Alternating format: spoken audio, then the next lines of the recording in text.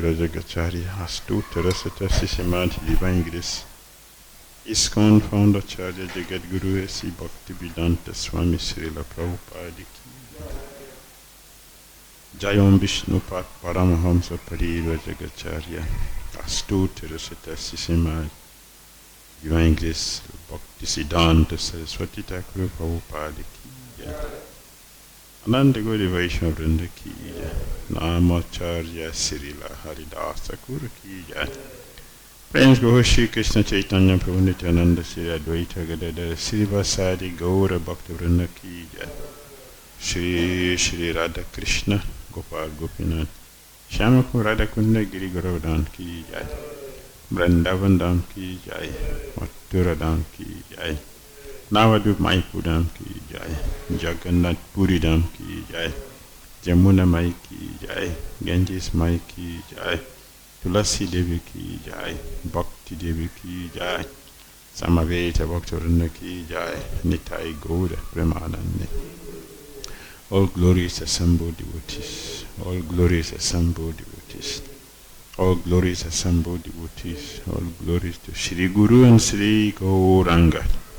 Namo Vishnu Padya Krishna Padya Bhutale Srimati Bharatita Shanti Namaste Krishna Prabhupada Chaitanya Gaura Karuna Shakti Bhakti Sritya Narayanam Namaskritya Naram Chaiva Narottamam Devim Saraswatim Vyasam Tato Jayam Mudirayet Nashtaprayesa Badresu Nityam Bhagavata Sevayam Bhagavati Uttama Sloke Bhakti Bhavati Naistiki Om Namo Bhagavate Vasudevaya Om Namo Bhagavate Vasudevaya Om Namo Bhagavate Vasudevaya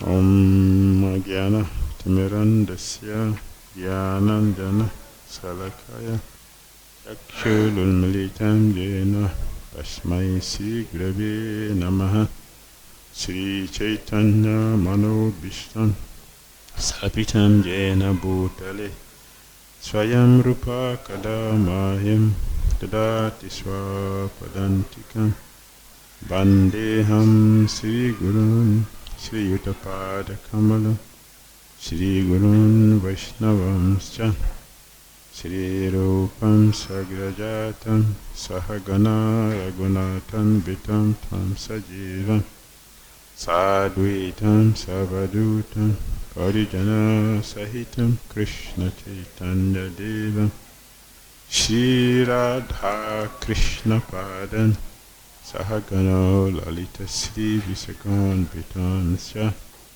He Krishna Karuna Sindhu Dina Bandhu Jagatpate Gopisai Gopika Kanta Radha Kanta Namostute Tapta Kanchana Gourangi Radhe Vrindavaneshwari Isavani Sute Devi Pranamami Hari Priya Vanchakal Patarubhyascha Vasundhyaye Vacha Patitanam Pavanebhyo Vaishnavabhyo Namo Namaha Jai Sri Krishna Chaitanya Prabhu Nityananda Sri Advaita Gadadhara Sivasadi Gaura Bhakta Vrinda Hare Krishna Krishna Krishna Hare Hare Hare Rama Rama Rama Hare Hare. Kantara Srimad Bhagavatam Ki Jai, Srila Prabhupada Ki Jai, Hare Krishna. Continue our reading from Srimad Bhagavatam, Canto 6. Still in chapter 4. the Hamsa Guhya prayers. We continue from text 44.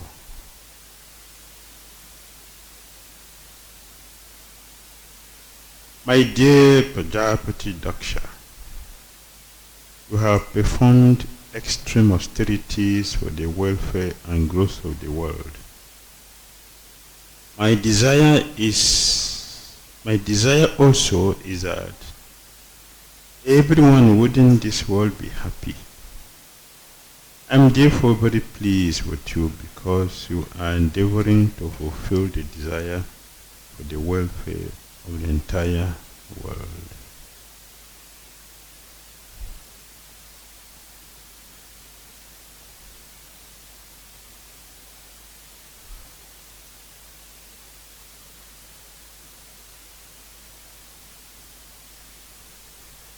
Prabhupada has posed a question here.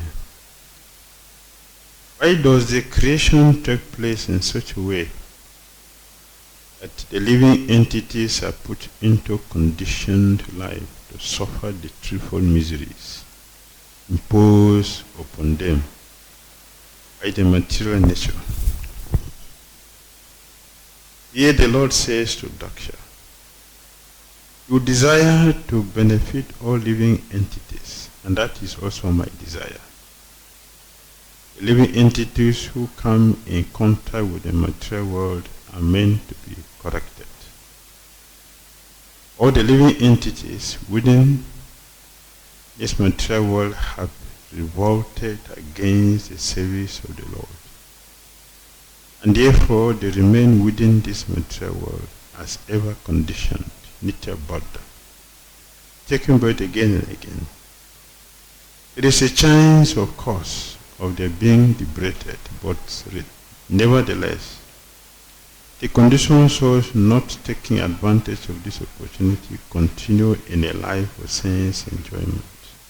And thus, they are punished by birth and death again and again. So in other words, the material world is created as a chance for conditioned souls to get freedom, to get free. But unfortunately, we have become so attached to this material world. As Bhakti said, our secondary nature had become primary, and our primary nature had become secondary. Therefore, many living entities think that we are material beings who are trying to become spiritual. It's a big ignorance. We are not material beings who are trying to become spiritual beings. We are spiritual beings who are undergoing material experience. This material experience has become chronic. So it has become our primary nature. So it's very, very difficult, even though we are taking birth after birth after birth. And material energy is giving so many facilities in terms of punishment. The spiritual energy is giving us a lot of opportunities in terms of spiritual literatures, sadhus, holy places, and Prabhupada has expanded all this in giving us the deities and the devotees and holy places. But still, it's difficult for us to take advantage of all these things because of our chronic problem. When a disease becomes chronic, it takes time to cure. So it's taking time for us to get rectified from our madness because of long association with Maya. The Krishna consciousness movement is not a fad. It is a bona fide movement intended to promote the welfare of all conditioned souls by trying to elevate everyone to the platform of Krishna consciousness. If one does not come to this platform, he must continue in material existence perpetually, sometimes in the upper planets and sometimes in the lower planet, as confirmed in the Chaitanya Charitamrita, Madhya Lila. Abu Sarege Utaya Kabu Narake Ubaya. The conditioned soul sometimes descends into nations and sometimes gets some relief by being relatively free from it. This is the life of the conditioned soul. So Krishna appreciated Daksha for creating this so that people can get an opportunity to become Krishna conscious. If one begets children with the purpose of training them to surrender to Krishna, fatherhood is very good. Similarly, when the spiritual master trains a conditioned soul to become Krishna conscious, his position is successful.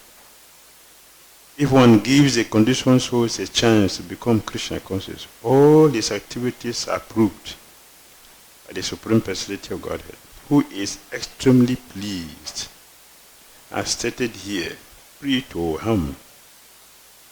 Following the examples of the previous acharyas, all the members of the Krishna conscious movement should try to benefit the conditioned souls by inducing them to become Krishna conscious and giving them all facilities to do so. Such activities constitute real welfare work. By such activities, a preacher or anyone who endeavors to spread Krishna consciousness is recognized by the Supreme Personality of Godhead, as the Lord himself confirms in Bhagavad Gita. Yadidam paramam guhyam mat bhakti swabi dhashati bhaktim mayi param kritva mam ivaisati samsaya na cha tashman anusyeshu kastin me priya kritama bhavita na cha me tashman anya priya taro bhuvi. For one who explains the supreme secret to the devotees, the devotional service is guaranteed. And at the end he will come back to me. There is no servant in this world more dear to me than he, nor will there be ever be one more dear to me than one who is teaching Krishna consciousness to the people. To become dear to Krishna is to give Krishna consciousness to Krishna. One becomes very, very dear to Krishna. In this way, we want to be dear to somebody. And Krishna is showing the way how to become very to him, the Supreme Person. By giving Krishna consciousness to people, one becomes very dear to Lord Krishna. So you see, pure devotees, they're taking a lot of risk to do it because they know this is the way to get Krishna's mercy. Taking risk for Krishna. Text 45. You want to read? Translation. Lord Brahma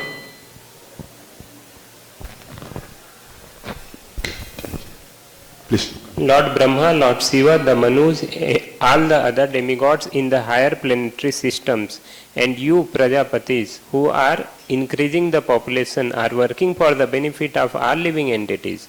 Thus you expansions of my marginal energy are incarnations of my various qualities. Very good. In the service of the personality of Godhead, it is not that Lord Brahma is considered very great while an ordinary human being is trying to preach the glories of the Lord is considered very low. There are no such distinctions, regardless of whether materially high or materially low. Anyone engaged in the service of the Lord is spiritually very dear to him. In this regard, Sri Madhvacharya gives this quotation from the Tantra Nirnaya.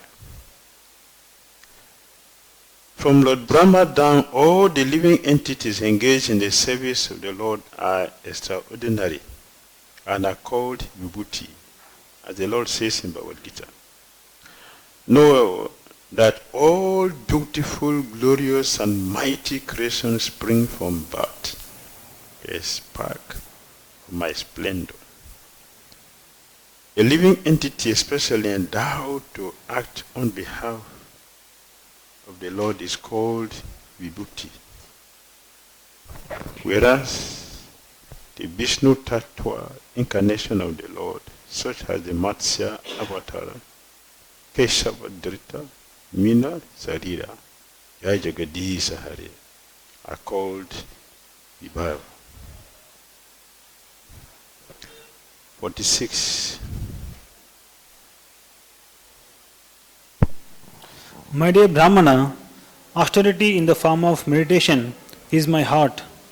Vedic knowledge in the form of hymns and mantras constitute my body, and spiritual activities and ecstatic emotions are my actual form.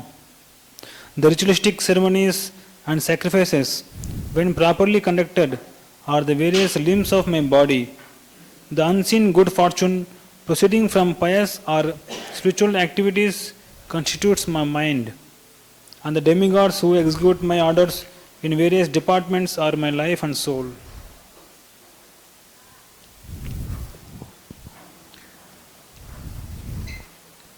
Sometimes atheists argue that since God is invisible to their eyes, they do not believe in God.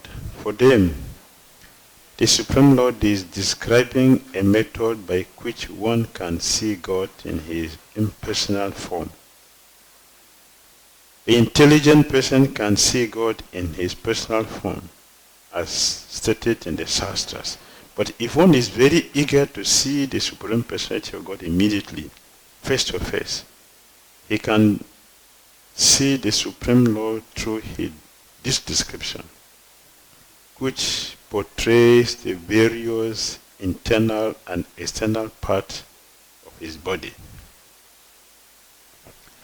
To engage in tapasya or denial of material activities, the first principle of spiritual life.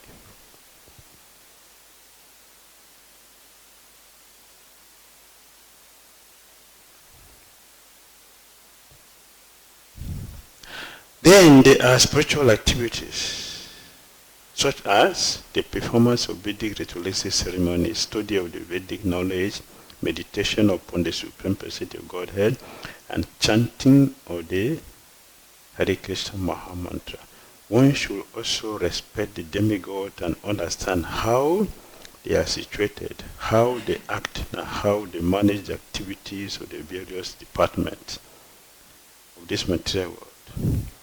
In this way, one can see how God is existing and how everything is managed perfectly because of the presence of the Supreme Lord.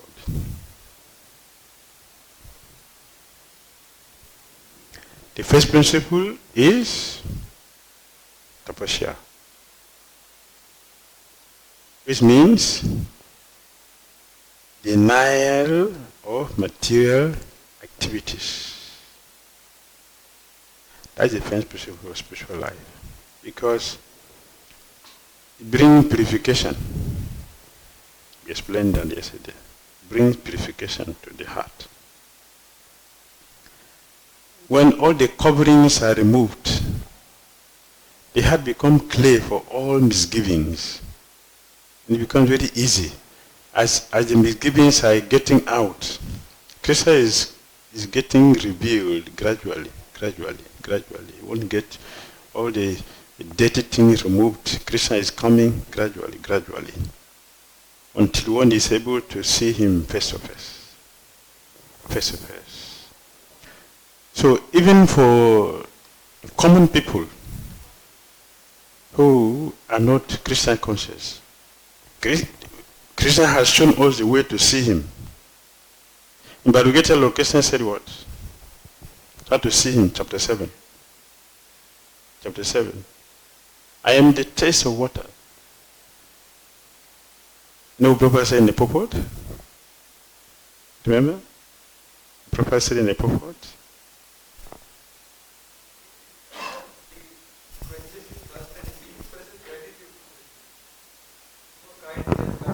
Water to quench my thirst. Something like that Prabhupada writes. Okay. And impersonalist drinks, then he just thinks that, okay. Okay. Yes, Prabhupada says something more. Very, very drastic statement Prabhupada made.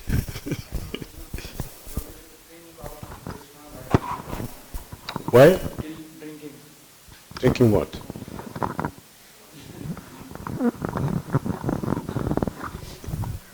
Yes. Prabhupada said that yes, if one is drinking wine, which is not authorized, and one is thinking, this taste is Krishna, will become Krishna conscious. But it's not easy to drink and remember that. It's very, very rare. Only someone who is extremely fortunate can do that. Jagamadai, they were completely bewildered. That is why they didn't do Vaishnava apparat. So Krishna Kavara Gusana, Vrindavan could have glorified alcohol. Because it makes one to forget blaspheming devotees. So they, they didn't remember. Because we were completely under the influence of alcohol. So they didn't remember to blaspheme devotees. For those who are not so much intoxicated, you will see devotees and blaspheme. But still, it is very rare to get that. Very rare to get somebody to do that. But the point is that our acharyas, they go to the extreme to expand Krishna consciousness. So that nobody can say that I don't have a chance to get connected with Krishna. Nobody can say that. There's a complete opportunity for everyone to get connected with Krishna. So they go to any extent to provide facility for us to get connected with Krishna. So I am the taste of the water. I am what again? The light of the sun. And the light of the sun. This is impersonal way to see Krishna, to begin with. So Krishna gave all this facility for us. I am the strength of the strong, the strength of the strong. I am the ability in man. I am the ability in man. I am the sound in ether. Right? And the Omkara, that is sound. So all mantra begin from Omkara. Om Hare Krishna, Krishna Krishna, Hare Hare, Hare Ram, Ram Ram, Hare Hare. I'm going to explain later on. Any mantra begin from Om is bona fide. It's bona fide. The get us connected with Krishna. So Krishna has given us every chance to get connected with him. Every chance. So no one has a reason not to come to Krishna except that we are misfortunate. Not assess the facilities which are available for us to get to Krishna consciousness. 47.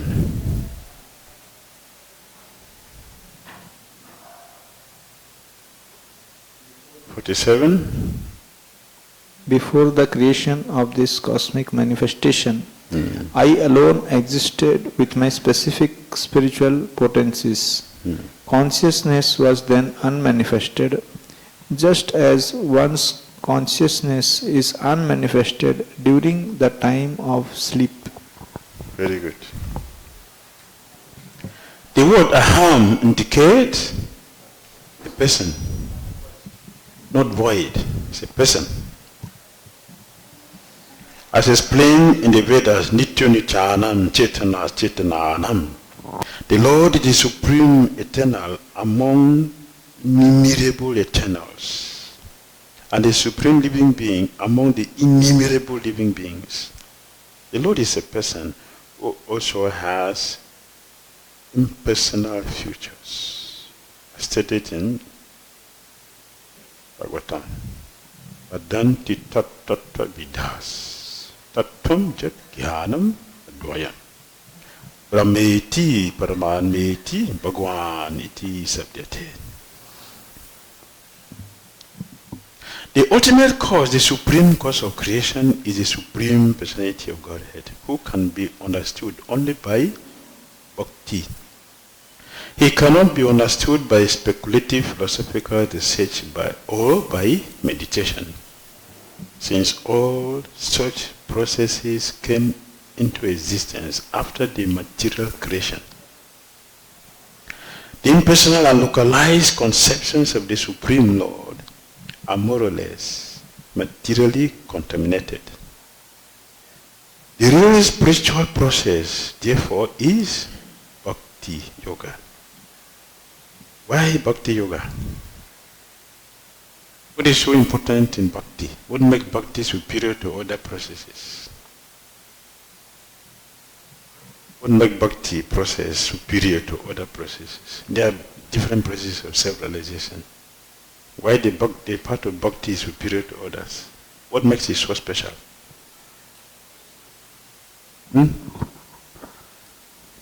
Directly deal with the personal aspect of the Lord. Personal aspect. And all inclusive. Even Brahman and all aspects are included in the personality of Lord. Good. Very good. Yes, very good. Bhakti is natural for the soul. Oh, very good. Very good. Bhakti is natural for the soul. Okay, very good. In Bhakti, no material contamination. Like Very myself. good. Yes. Bhakti remove all contaminations. Very good. Something else? By Bhakti, Krishna gets conquered. By Bhakti, Krishna get Conquered. conquered. You can conquer Krishna by Bhakti. Very good. Very good. Something more? It is recommended by Krishna also. Oh, very good. Recommended by Krishna. Yes. Bhakti amam abhijanati. Krishna himself recommended that. Very good. And other processes like karma and jnana, one cannot, or yoga, one cannot get perfection if one does not practice bhakti. He cannot get perfection in that process without having bhakti, some element of bhakti in it. Very good. What made them ineffective? Very good. Very good point. But what made them imperfect? What made them incomplete? What makes karma and jnana incomplete? What makes jnana and karma incomplete? That they cannot give us what bhakti gives. I agree with you. Very nice. Very nice. Do you understand my question?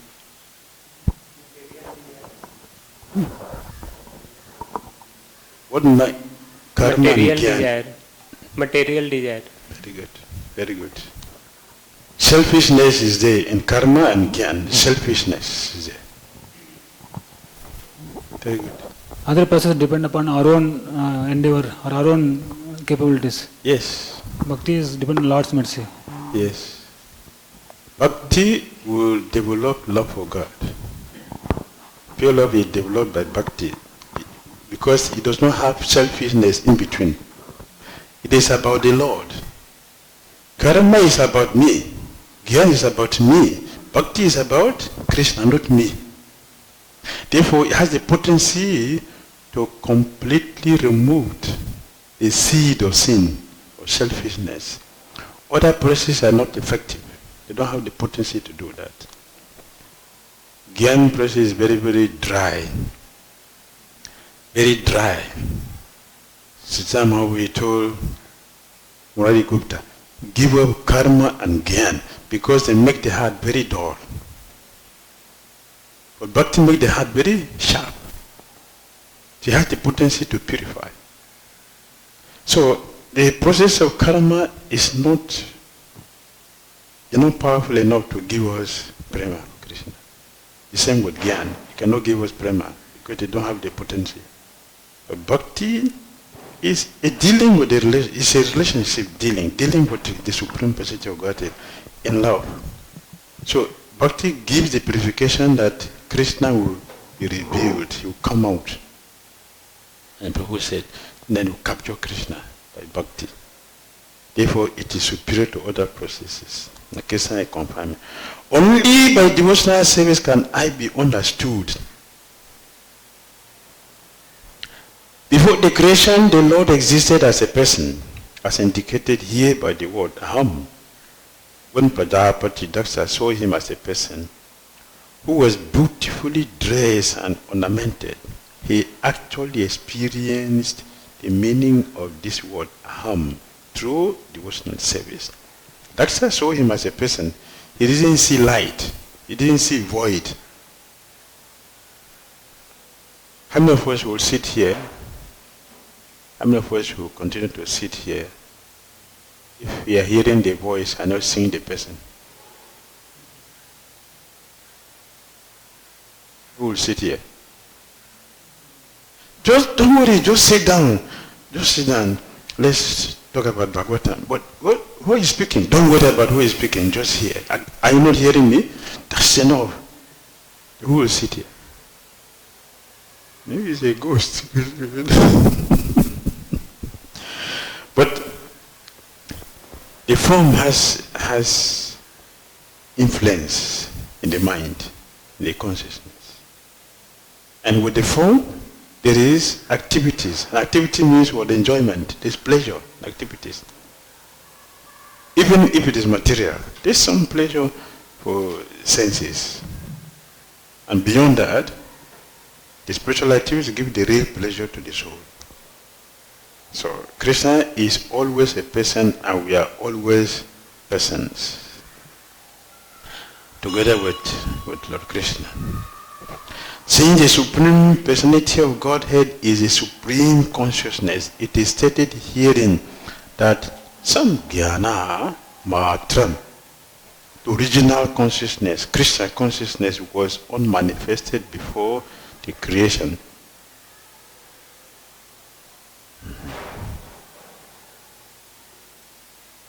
Although the consciousness of the Supreme Personality of Godhead is the origin of everything.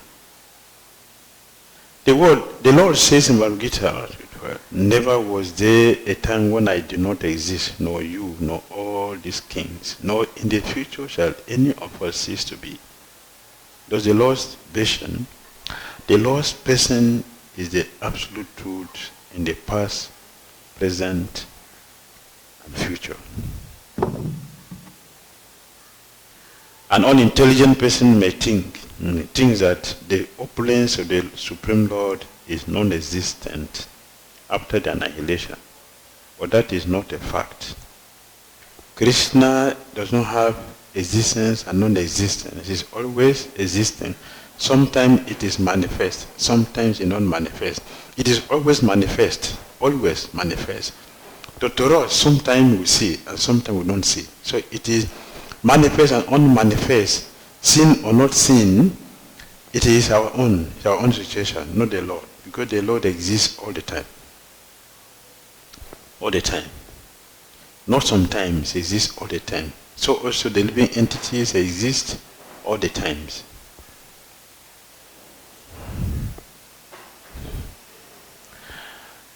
(48). 48:50, the Lord, the cause of this universe. And Brahma is, then stopped. 48.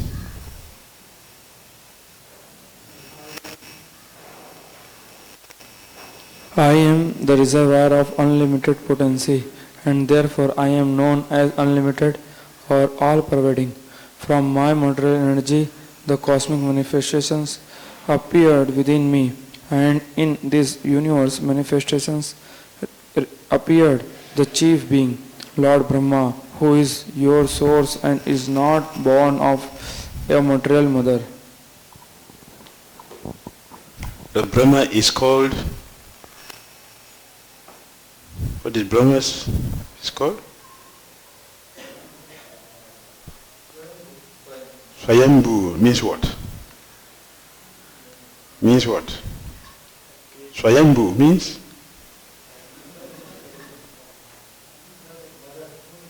Has no mother. The Brahma does not have mother. Right?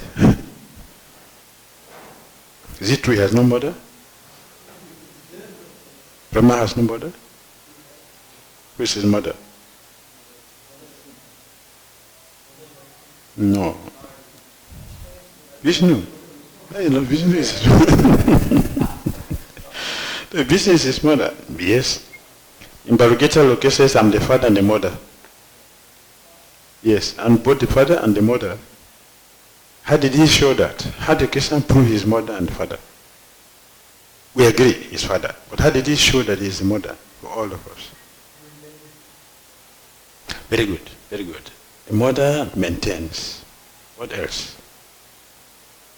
Mother maintains in many ways by providing the food in the house, by breastfeeding. So she's maintained. So he does that. Which pastime Krishna did that? Very good. He didn't feed Parashima in the womb. He only gave him the body. He didn't feed him. How Krishna demonstrated that he is a mother also? Which person Krishna demonstrated he is a mother? He is a mother. We know he is a father. Vishnu is a. Which incarnation, what pastime he showed he is a mother? Think. Chaitanya Mahaprabhu. In Chaitanya Lila, he showed that. Chaitanya Mahaprabhu was breastfeeding his devotee for how long? 24 hours. Physically it was going on. 24 hours. That is our calculation. Brahman is eternal. So Chaitanya will show that he is the mother and also the father at the same time. Only Krishna can do that.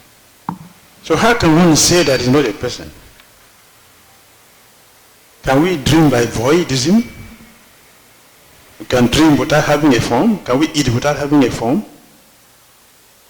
Can we sleep without having a form?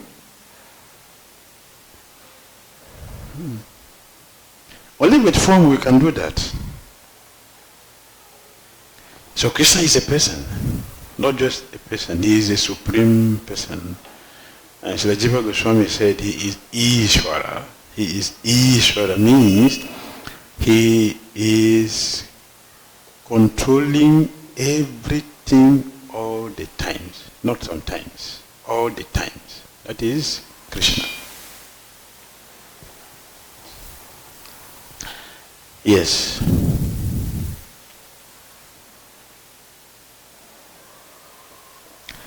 The universal affairs of the material creation depend upon the material energy of the Supreme Personality of Godhead, who is therefore the cause of the material creation. The entire cosmic manifestation is described herein as Guna Vigraha, the form or the Lord's qualities. From the cosmic universal form, the first creation is Lord Brahma, who is the cause of all living entities. In this regard, Lamadhvacharya described the unlimited attribute of the Lord. Guna Vigraha. Parasya Shakti Vidaiva Shriyati. The Lord has innumerable potencies, all of which are unlimited. Therefore, the Lord himself and all his qualities, forms, pastimes, and paraphernalia are also unlimited. Because Lord Vishnu has unlimited attribute, he is known as Anand.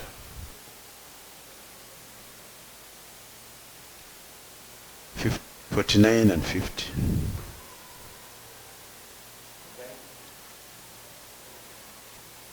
When the chief lord of the universe, Lord Brahma, Swayambhu, having been inspired by my energy, was attempting to create, he thought himself incapable. Therefore I gave him advice, and in accordance with my instructions, he underwent extremely difficult austerities. Because of these austerities, the great Lord Brahma was able to create 9 personalities, include you, to help him in the functions of creation.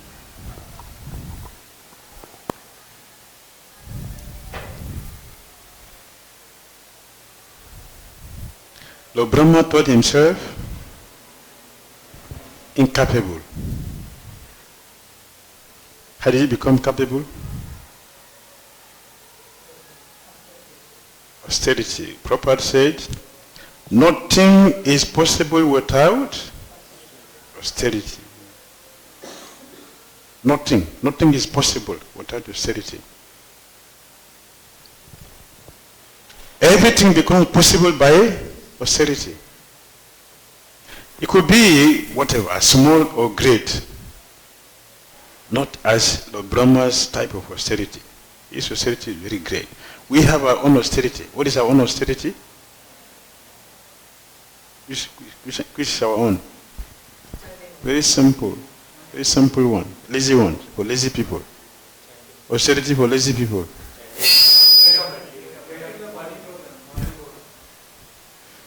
Okay, morning program, chanting, sitting around, what else? Well, the good principle, like the one for lazy people. 16 rand for lazy people. And no meat, no fish, no egg, no gambling, no intoxication. This was simple, is in common people, cheap people. But for us, it look great. It look great. And it is possible to get Krishna by this, if we do it nicely. By keeping to this process, the 4 great principles, one will develop knowledge. If we just follow them, we'll develop knowledge to come to the stage of understanding the Supreme Personality of Godhead. So Prabhupada started a purport. Nothing is possible without tapasya. It was difficult for the Brahma to understand anything. When he was trying to understand things, what did he understand? The Brahma, what did he understand? There was nothing. He was simply speculating. And speculation, what does it bring? Speculation, what does it bring? What does speculation bring? Fear. You are uncertain. You are speculating because you are not sure of anything. When he came down and touched water, he was afraid. He had to come back and sit down before Krishna told him to do austerity. After austerity, what was difficult for him to do is spontaneous glorification of Krishna came up upon him spontaneously. Then he started glorifying Lord Krishna. So Krishna is referring to that here. It was Lord Brahma thought himself incapable, therefore I gave him advice. The advice was what? To do austerity. And in accordance with my instructions, he underwent extremely difficult austerities. Because of these austerities, the great Brahma was able to create 9 personalities, including you, Daksha, to help him in the functions of creation. So Prabhupada is confirming that.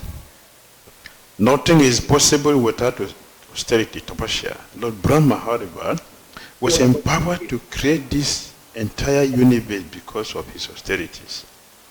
The more we engage in austerities, the more we become powerful by the grace of the Lord. Therefore, Vasudev advised his son, Tapo Divyam Tupraka Jena Sattvam Sudhed. One should engage in penance and austerities to attain the divine position of devotional service. By such austerity, one's heart is purified. In our material existence, we are impure, and therefore, we cannot do anything wonderful. But if we purify our existence by tapasya, we can do wonderful things by the grace of the Lord. Therefore, tapasya is very important, as stressed in this verse. Sorry. Is any one of our acharyas who did not do an austerity? Any of our acharyas? He didn't do any austerity, just got to where they are? Anyone? All of them.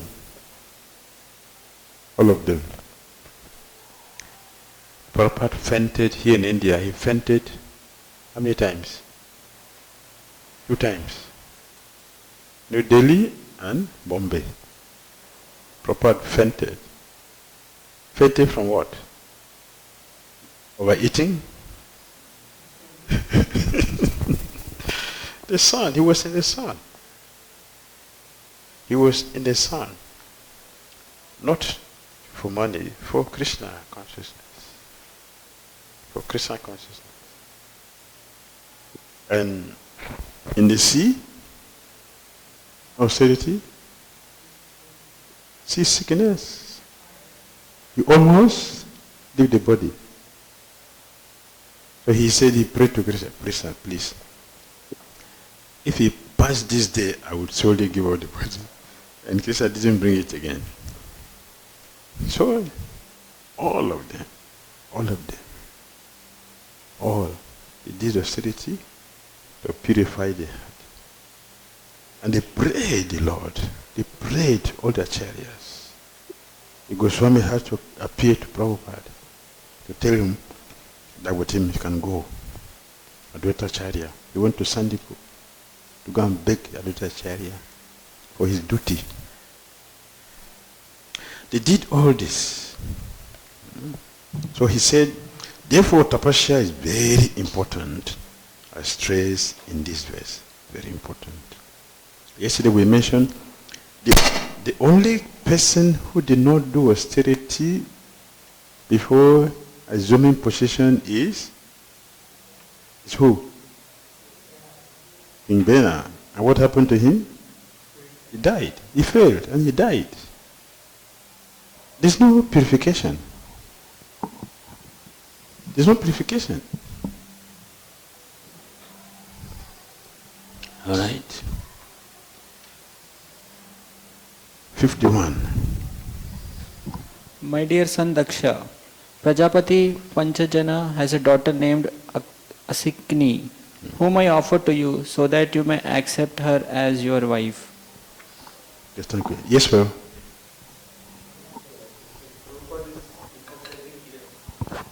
About tapasya is important, and we see that Acharya's lives, and even we can see our many seniors who have initially built the facilities, they underwent lot of austerities, but when I came it was like very peaceful for staying and for eating or for any other activities. It's all set. Things are set. Earlier it was not the case actually. We'll stay in Kunja Bihari temple. So now in this nice setting, to do austerity means what to do? That's what I am asking, because it is very difficult and it is not forced. If it is forced in the sense there is nothing else, then okay. So what can you suggest us to do, or me, so that, because it's very important, here it is told. Thank you. Austerity does not mean there is nothing. Austerity doesn't mean there is nothing.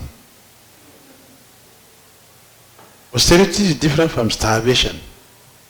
Starvation means there is nothing. So what to do? I have no alternative. There is no food. So what will I do? It's fine. That is starvation, not austerity. Austerity means everything is available, but you deliberately sacrifice it for something higher. Bogatyaga Krishna Pritya. That's austerity. So it is true that the time we joined the movement, we eat only 2 times in a day. There is no rice bog, there is no bogarati. It's only in the morning, 10 o'clock, everyone outside till 5 p.m. And outside there you cannot buy anything, you cannot take anything, not even water. But you come back to the temple and take prasadam and evening program, then to bed. But this time we have a huge, succulent Mangal prasad and then rice book. Our time we don't have this. We don't have them. We only have 2 meals, morning and the evening. That's all. And I'm telling you the truth, our life was sweeter than today. I'm telling you the truth. We sleep on the mat, not on a bed. We don't sit in a chair. I never thought in the beginning that one day I would sit on a chair like this. I never thought. The thought was Krishna consciousness means on the floor with folded. That's what we thought. After some time, that time when you see someone say, Prabhu, this is Maya. You are Maya who sat in a chair. This is Maya. Today is not. It's not like that. It's a different thing because of time, place, and circumstances. So your question was what to do in the middle of all these facilities. Yes. In the middle of all these facilities, we can still do the austerity because it is, Prabhupada said, is very important. It is very important, therefore it is stressed in this verse. We can still do it. Reduce how we eat.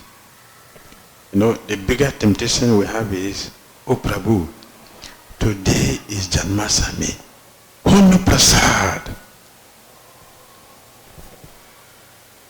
Take Prasad. Many devotees always tell me like that. Today is festival. No need to fast. Take Prasad. Austerity is not done by foolish people. Austerity is done by intelligent people. People are very intelligent. They know what they are looking for. And they know that to reduce the demands of the body, which is the purpose of Ekadasi. The Ekadasi is to teach us to do what? To reduce the demands of the body and increase the demands of spirit soul. That's Ekadasi. That is austerity. So with this understanding, when we naturally reduce how we talk, how we eat, and how we sleep. Three things are very important. How we talk, how we eat, how we sleep. We naturally reduce it. And if we are practicing nicely, Krishna will force us to do it naturally, even without our effort. If we are practicing nicely, it will also come automatically. Krishna will gradually reduce your eating. It will go by itself like that. After some time, you will notice that you don't have that appetite as you had before, naturally. When we are doing nicely. So yesterday we were saying that what we are practicing will show in our lives. If we are measuring it, what we are practicing is will show in our lives. Our taste for the quantity of food should be going down naturally. Naturally. It's a sign that we are practicing nicely. Otherwise, we have to drastically do it by personally reducing it. And the devotee will complain, when I fast, I was getting mad. Or I was vomiting. Or I was very sick. I went to doctor. Doctor told me that, oh, you are not eating grain. That is why you are sick. One day he told me like that. And I said, but more than a year, I have not taken grains. I'm not in the hospital. So why are you in the hospital? Why are you in the hospital? You just 1 month. Somebody have done more than a month here. You know the hospital. You're in the hospital. What's the meaning? It's a mind. Ah, okay. It's the mind. Okay, so 51, Krishna is telling, my dear son Daksha, oh my dear son Daksha, Prajapati, Panchajana has a daughter named Asigni, whom I offer to you so that you may accept her as your wife. 52.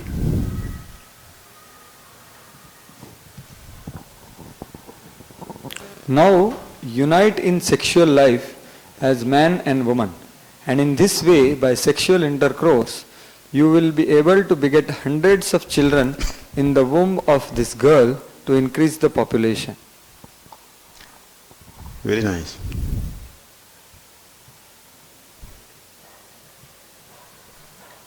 Krishna did not tell Narada Muni also performed austerity heavily, right? More than what Daksha did. Narada Muni did. After leaving the sages. Yes. Yeah, 4 months. Very severe. Very severe one. Daksha did not experience the challenges Narada Muni had. Have you listened carefully? How Narada Muni performed austerity? There were so many, like we mentioned before, austerity is not because there is nothing. Narada Muni saw everything, beautiful garden. Imagine you are very, very hungry and thirsty. Now you come upon a beautiful garden with varieties of succulent, delicious fruit. What would happen? Narada Muni passed through them without taking one fruit. For Daksha, it was not there. It didn't mention that he saw all these things. The valley he doing austerity, these things are not there. He came also upon sweet water that by drinking the water, he also will get some relief from the fasting. He didn't drink. He passed through mountain. He passed through dangerous animals that just hearing the voice, you can fend. He passed through.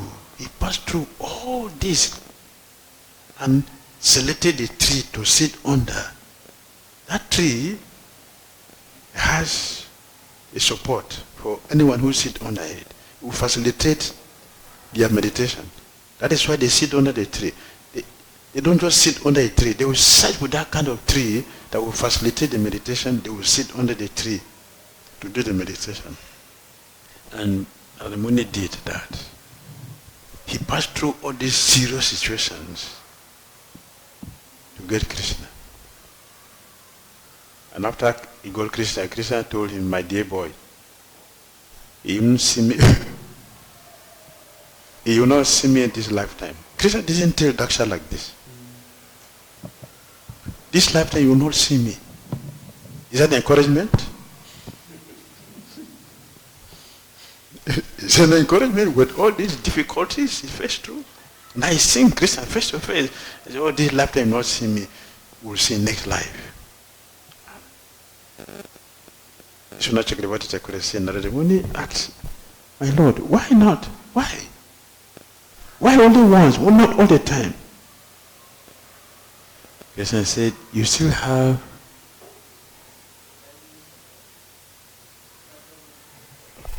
the mood of goodness is still there.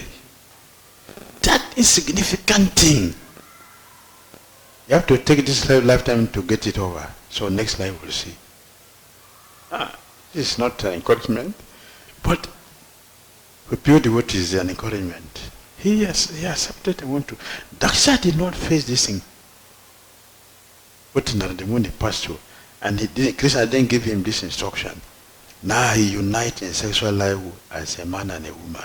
And in this way, by sexual intercourse, you will be able to beget hundreds of children in the womb of this girl to increase the population.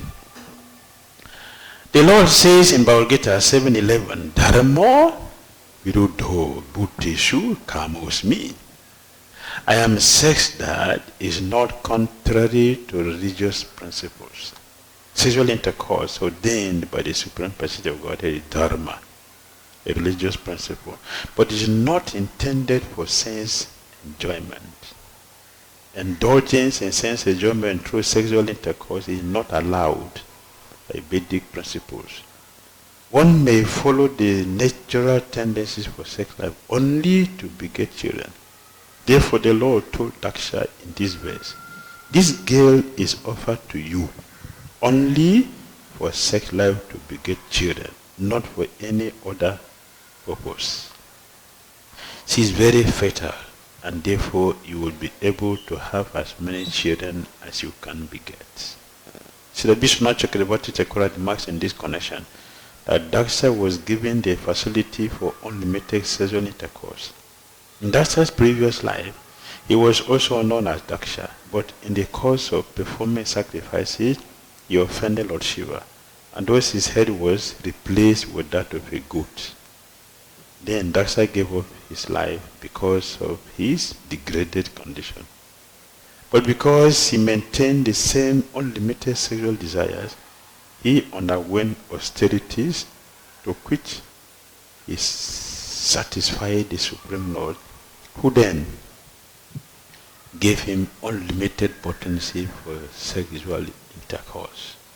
This is not pure devotional service.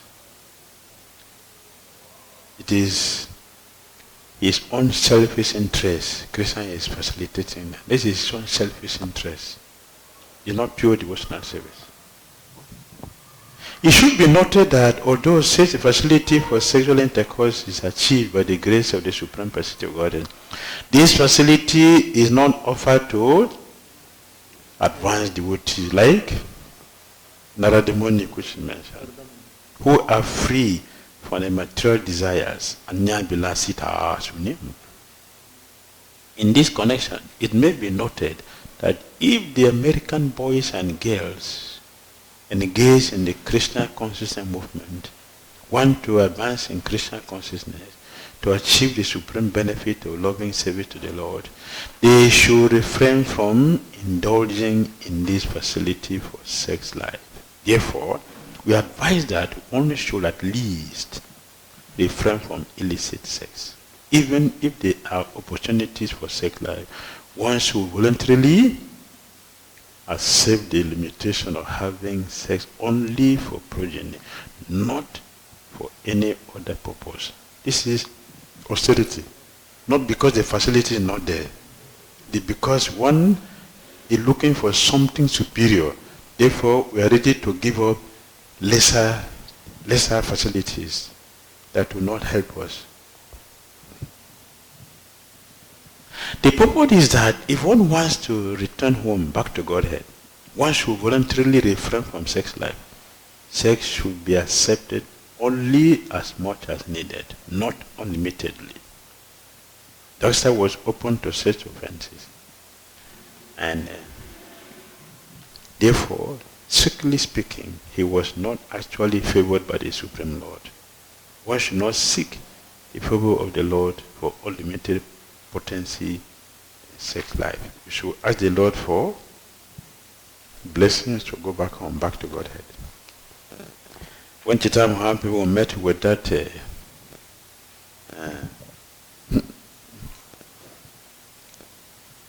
worshipper of Lord Shiva, and he gave blessing.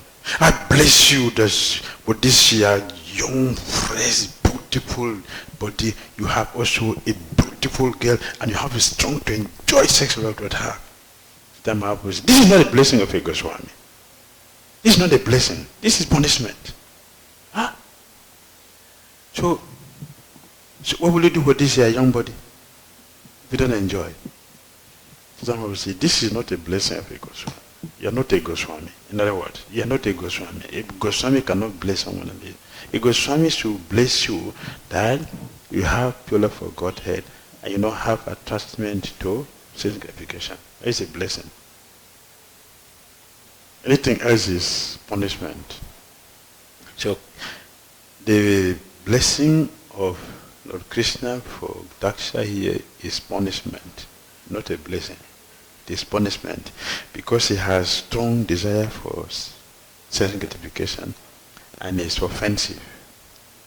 It's offensive. Therefore, even though he saw the Lord face to face, he didn't get the blessings to go back to Godhead, like Narada Muni. Narada Muni saw the Lord, not even like his own.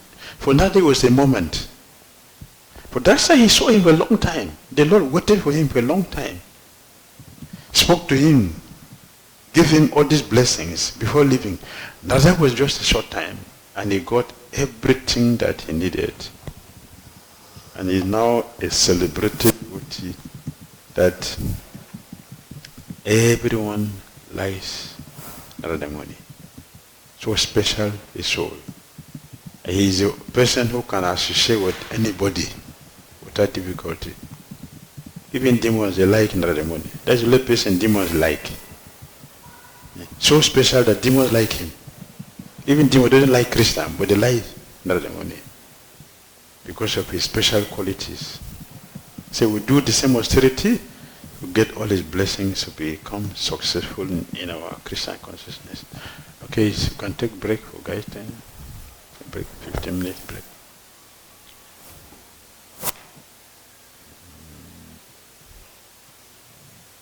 It's over. You can start back again. 15 minutes is past now.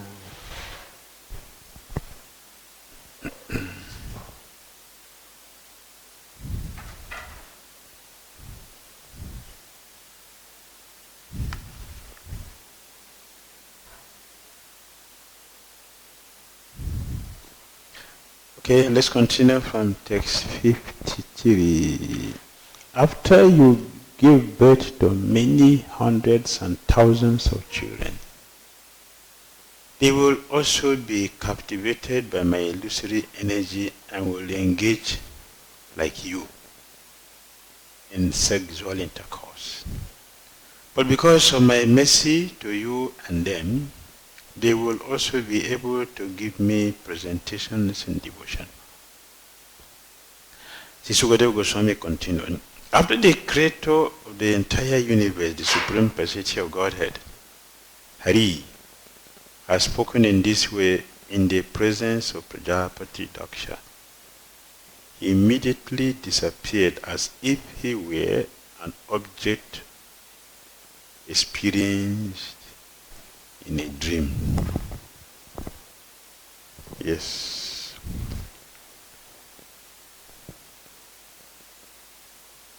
Now we are going to hear, and Daksha will now give birth to 11,000 children, and that the money will deliver all of them. And Daksha will become very angry and he will curse Narada. And Narada will never be disturbed by being cursed. And will show him his superior nature. So from text 1 to 3, Haryashvas went to Narayan Sara's austerities. Text number 1. Srila Sukadeva Goswami continued, impelled by the illusory energy of Lord Vishnu, Prajapati Daksha begot 10,000 sons in the womb of Panchajani, Akshini, Asikni. My dear king, these sons were called the Haryashvas. How is it possible to get 10,000 for one woman? 10,000 children from one woman. How is it possible to do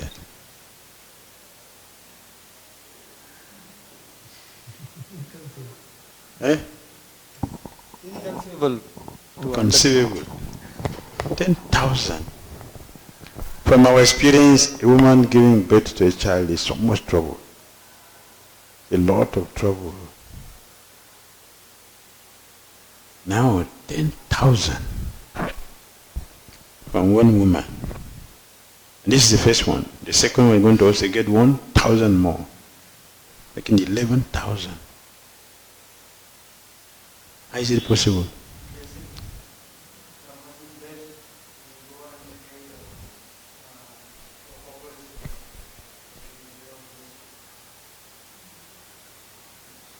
Okay, Lord Brahma bless him to do this.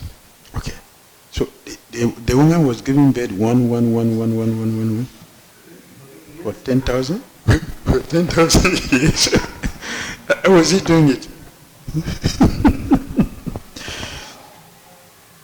One child, you take 1 year before Yes.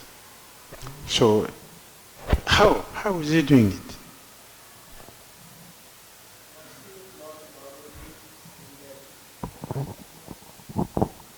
Mark is in.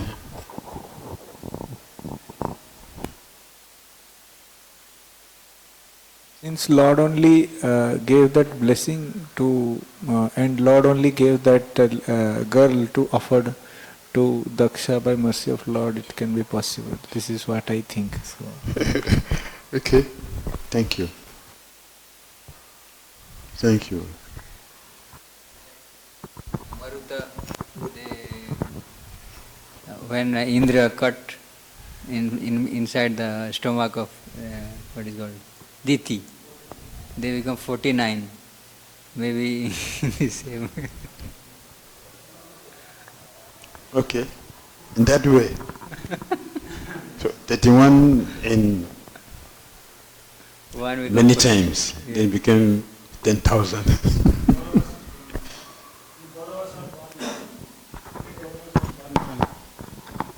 Gandhari Got 100 at once. Very good. 10,000. It's a huge number. 10,000 children.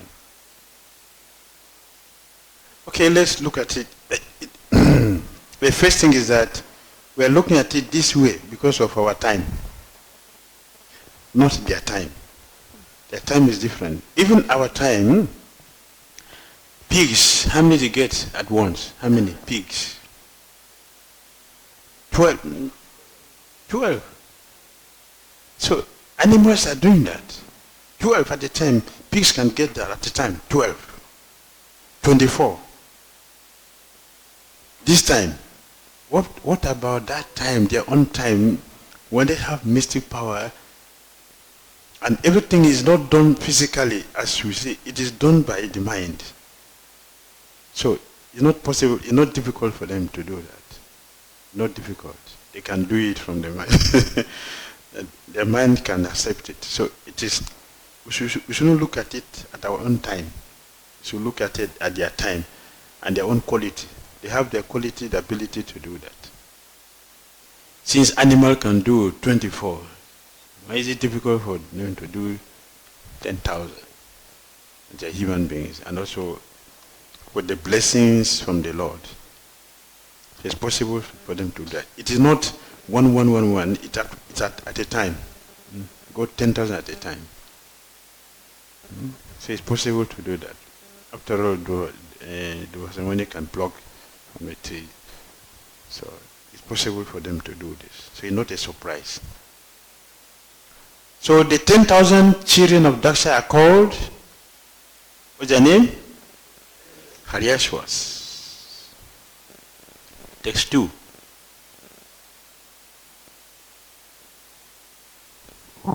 My dear king, all the sons of Prajapati Daksha were alike in being very gentle and obedient to the orders of their father. When their father ordered them to beget children, they all went in the western direction. Very good. The Haryashvas were described here as they are gentle and obedient. That's why they were able to follow their father's instruction. This is a quality we need to do something wonderful. Without obedience, without being gentle, we will not accept any order. So it is necessary. Daksha doesn't have this quality, but they have it. So they were able to listen because of Brahma's blessing, Krishna's blessing is there. So they have these qualities to do their duty. Text 3. In the west, there is a river Sindhu meets the sea. There is a great place of pilgrimage known as Narayan Saras. Many sages and others advanced in spiritual consciousness lives there. Very good. 4 and 5. In that holy place, the Haryashvas began regularly touching the lake's water and bathing in them. Gradually becoming very much purified, they become inclined towards the activities of Paramahamsas. Nevertheless, Because their father had ordered them to increase the population, they performed severe austerities to fulfill his desire. One day, when the great sage Narada saw those boys performing such a fine austerities to increase the population, Narada approached them. Very good. 6 to 9, 6 to 10, 6 to 8. The great sage Narada said, My dear Harashvas, you have not seen the extremities of the earth. There is a kingdom where only one man lives and where there is a hole from which, having entered, no one emerges. A woman there who is extremely unchaste adorns herself with various attractive dresses, and the man who lives there is her husband. In that kingdom there is a river flowing in both directions, a wonderful home made of 25 materials, a swan that vibrates various sounds, and an automatically revolving object made of sharp razors and thunderbolts. You have not seen all this, therefore you are inexperienced boys without advanced knowledge. How then will you create progeny? Yes, how then will you create progeny? So Narada Muni has seen the level of the austerity they are performing, and he saw that the quality of the austerity is very, very high, that just a moment after this, you become good devotees. It's the duty of a spiritual master to see the quality of the disciples' practice and reward them accordingly. Narada Muni is teaching that here. They did not know where they are, but Narada Muni could see that. So he came to them and gave them 10 subjects to ponder about. Allegory, the same thing he did to Prachinabhadhi, and he also doing the same thing here. 10 subjects he gave to them here. Ramoni saw that the boys known as the Haryaswas were already purified from touching the water and performing austerity. In a later Prabhupada mentioned that for this facility he has opened temple in Mayapur and Vrindavan. Ganga is in Mayapur, Jamuna is in Vrindavan. He has a temple there so that you can have the chance to bathe in Jamuna or Ganga and chant Hare Krishna.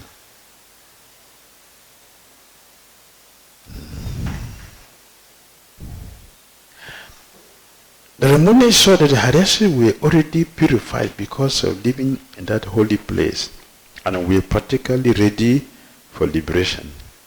Why then should they be encouraged to become entangled in family life, which is so dark that once having entered it, one cannot leave it? Through this analogy, Ramuni asked them to consider why they should follow their father's order to be entangled in family life. Indirectly, he asked them to find within the cause of their heart the situation of the Supersoul, Lord Vishnu, for then they would truly be experienced.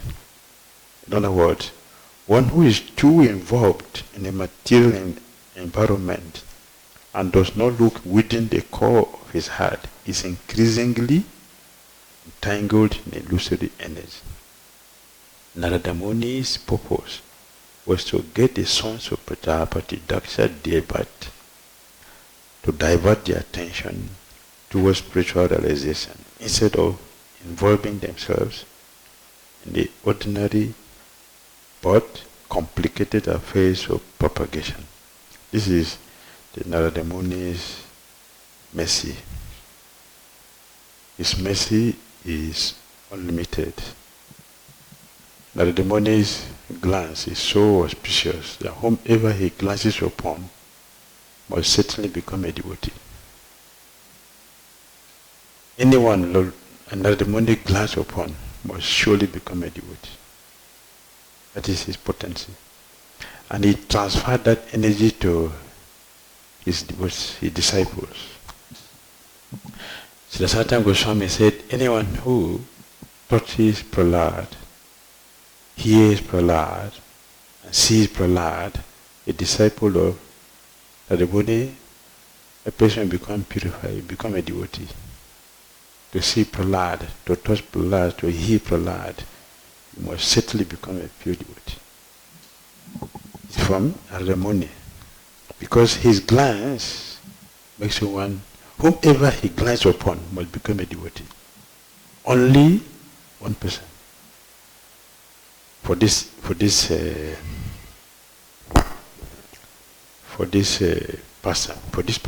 Daksha, his brother, and Kamsa didn't become a devotee. Ramani went to him many times. He didn't become a devotee. He saw Prachidabhara, he said, only once became a devotee. Kamsa many times didn't become a devotee. Hiranyakasipu, Hiranyaksha, many times they didn't become a devotee. In their own case, because it is destined for them to take three births. So they didn't become a devotee. But he is so contagious that by looking at somebody, their life is finished. Become a devotee. So he had come to bless the Haryasvas. And Prabhupada has quoted Prahlad Maharaj here also. In the dark world of family life, one is always full of anxiety because of having accepted a temporary body.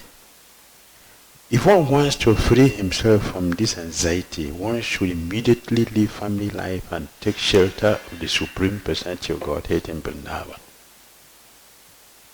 Narada Muni advised the Haryasvas not to enter household life, since they were already advanced in spiritual knowledge. Why should they be entangled in that way? So the analogy, the allegory Narada Muni gave, now Sukadeva Goswami is going to give all the details, what all these 10 items means. And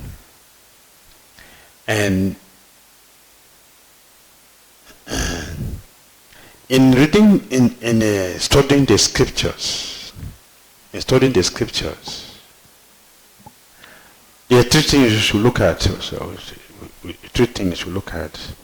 One is, how does this relate to me? What connection do I have with this? Daksha have 10,000 children. Haryasvas are sending to austerity, to do austerity. How does that relate to me? Does it have any connection with us? It has or not? I'm asking. Does it have connection with us?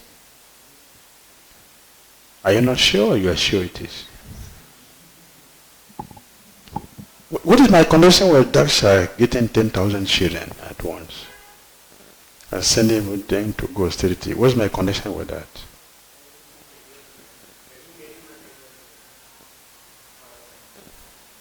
Okay, good. That's good. What is my connection with this? Why are we studying this? Why are we studying this? Why are we studying this? Why are we sitting down, wasting our time to hear somebody getting 10,000 children? Any connection with us?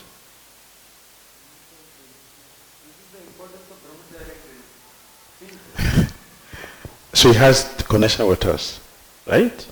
Okay, thank you. I want us to be connected. He has connection with us. That is why we are hearing this. We're not wasting our time. He has connection. Does austerity have anything to do with us? Right? Krishna is speaking here. Are we connected with Krishna? Does it have any connection with Krishna? Yes. Then what do we learn from Daksha? What do we learn from Daksha? We should not waste our time with sanctification. See, he has gone very far to see the Lord face to face, but he didn't get a chance to go back to Godhead. So we learn this. So it has connection with us. This is how we should check. Everything, every base we should check. How does it connect with me? So we can learn a lot of things from here. Austerity, the importance of austerity, dedication to Krishna. Shouldn't waste our time for sanctification like Daksha, right? Even if it's the Lord directly. So learn this.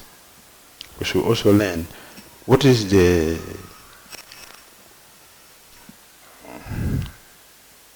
how the Lord is connected here. How is the Lord connected here? The Lord has connection here. What is his connection? Okay. That's the thing. What's the connection of the Lord here?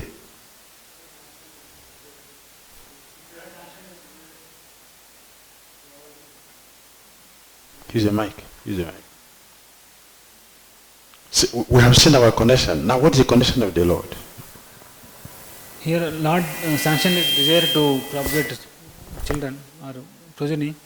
So Lord used him as instrument to create progeny. Okay, good. So he had desire to create progeny. Lord used him as instrument in the service. Yes. The Lord already explained that I have desire to populate the world, and you are doing meditation to do this. Is it not? This is the connection. The Lord has connection with this. This is his pastime. What's the connection with other living entities? I told you 3 things we should look at. 3 things. We have gone 2. There remain 1. What's the connection with other living entities? You understand the point? What does this connect with other living entities, with the world? Adhyatmika, Adibhotika, and Adidaivac. 3 things. What's the connection with other entities? And the topic. No connection? There is connection. So what's the connection?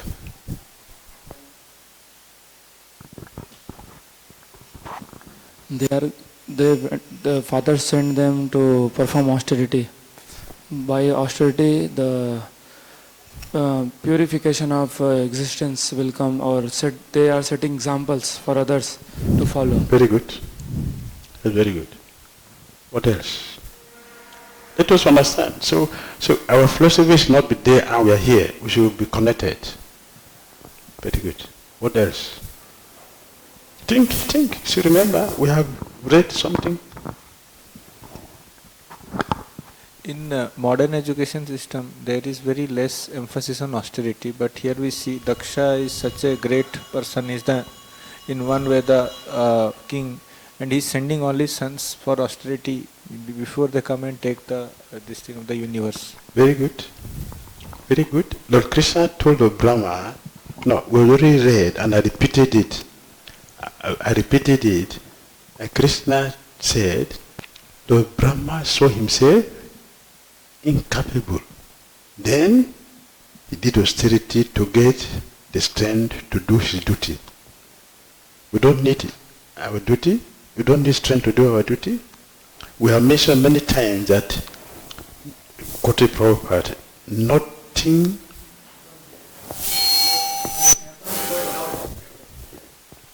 is possible without austerity. So materially or spiritually, we need, which is going on. Is it not true? In the school, didn't do austerity for exams? Did do austerity? Academics are not doing austerity to get their certification? Is this going on? Everywhere. Right? So this thing is connected to us, and we should see it that it is a practical thing that is happening, not just a philosophy. It is not just a philosophy. It's a practical thing. All right. So now, analogy Narada Muni gave is going to explain them. Now he's going to start explaining what all this means. Let's read 9, text 9.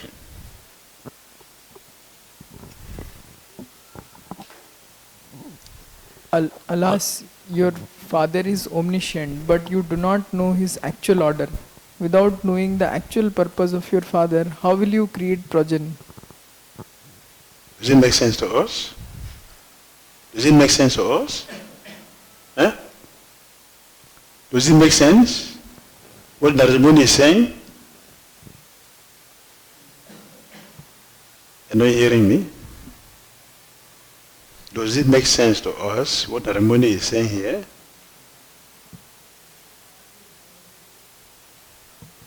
Yes or no?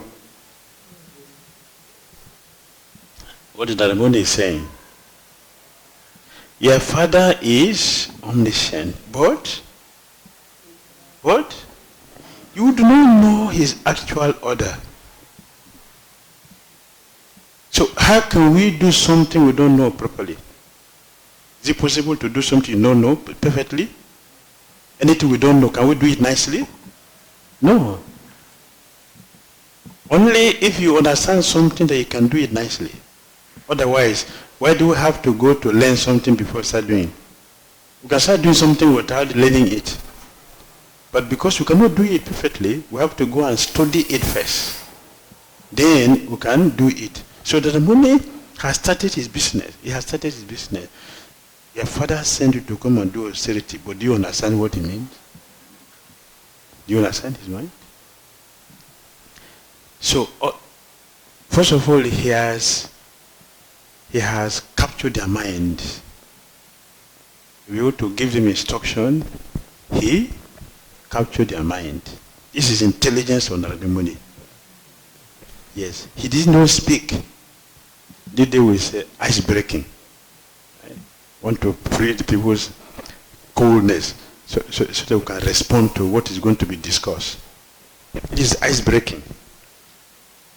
How will you create progeny when you don't know what is create progeny? How will you do it? Okay. So what to do? And the Muni started. Text 10.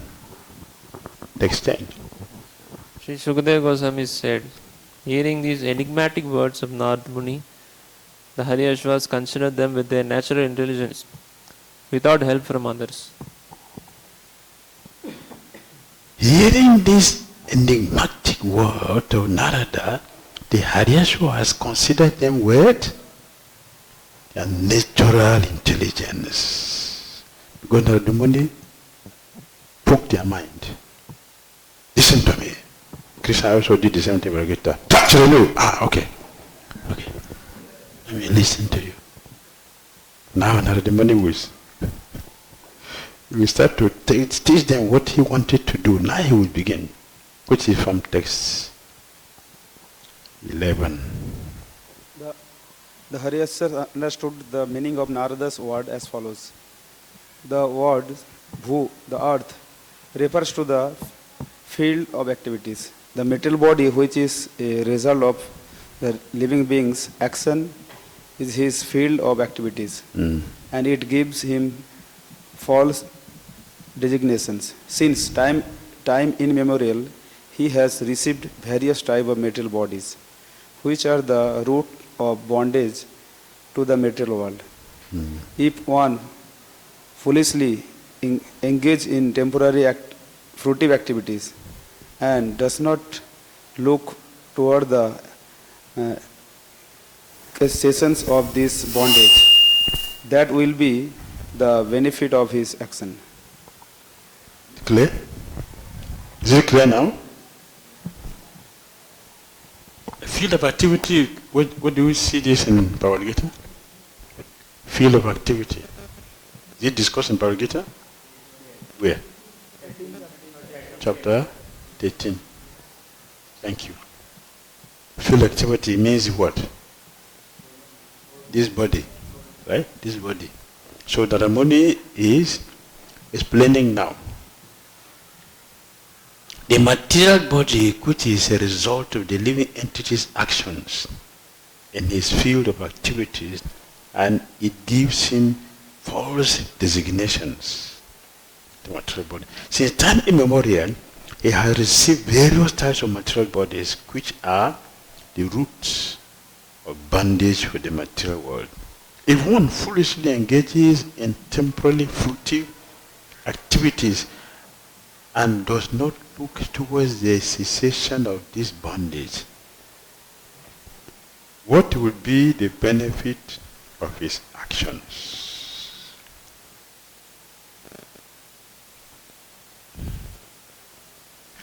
This is Narada Muni's interest. Narada Muni spoke to the Haryashvas, the sons of Prajapati Daksa, about 10 allegorical subjects: the king, the kingdom, the river, the house, the physical elements, and so forth. Physical element is, how did he call physical element? Physical element, how did he call? How many?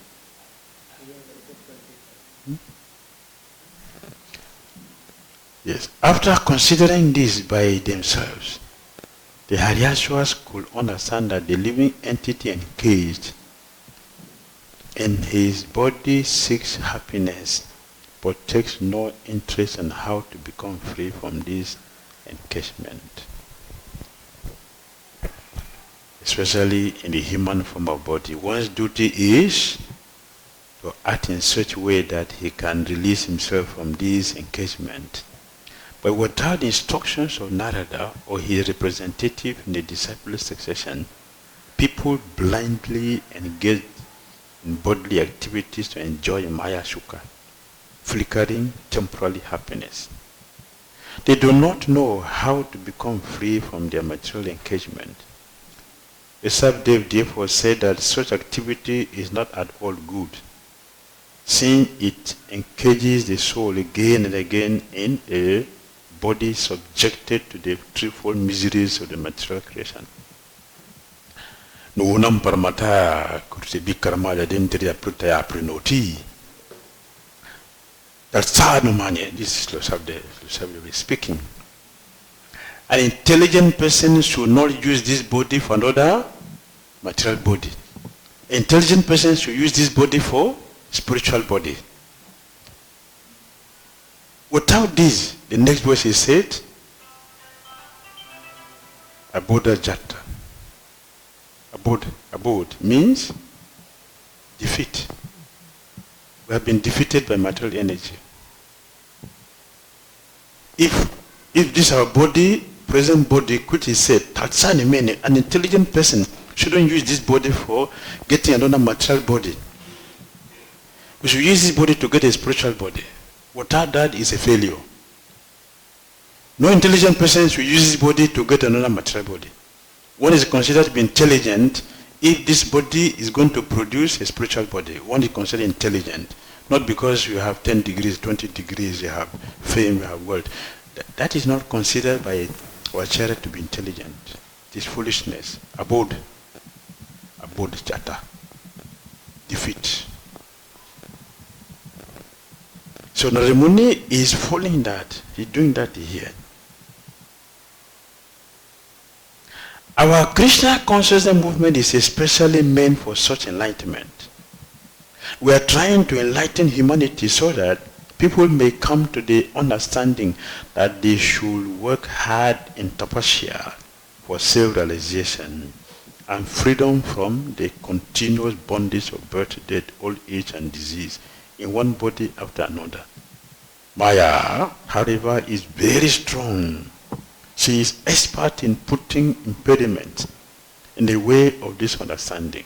Therefore, sometimes one comes to the Krishna consciousness movement, but again falls into the clutches of Maya, not understanding the importance of this movement. Failure. No one should give up Krishna consciousness. No one should give up Krishna consciousness. No one to give up Krishna consciousness. We can only give up Krishna consciousness if we are making offenses. Only offenses. We may have other beautiful reasons, my GBC, my guru, my commander, my neighbors, fellows, all of them are not the cause. They are the instrument. The cause is that we ourselves are making offenses. Otherwise, nothing can stop us from being a devotee. Nothing and nobody. The next item is one man. Text 12. The next item. Like the money say one man. And who is that person? That one man is the supreme enjoyer. Who is the supreme enjoyer? The one person supreme enjoyer? Krishna. Text 12. Narad Muni had said that there is a kingdom where there is only one male. The Haryasvas realized the purport of this statement. The only enjoyer is the Supreme Personality of Godhead, who observes everything, everywhere. He is full of 6 opulences and fully independent of everyone else. He is never subject to the 3 modes of material nature, for he is always transcendental to this material creation. If the members of human society do not understand him, the Supreme, through their advancement in knowledge and activities, but simply work very hard like cats and dogs all day and night for temporary happiness, what will be the benefit of their activities? Very good. What is Narada Muni teaching us here? What is he teaching us? What is Narada Muni teaching us in this verse? Quiet.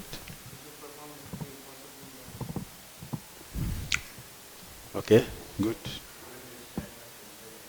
Shouldn't waste our time for temporal happiness, which is available for dogs, cat and dogs. It's available. They've said that.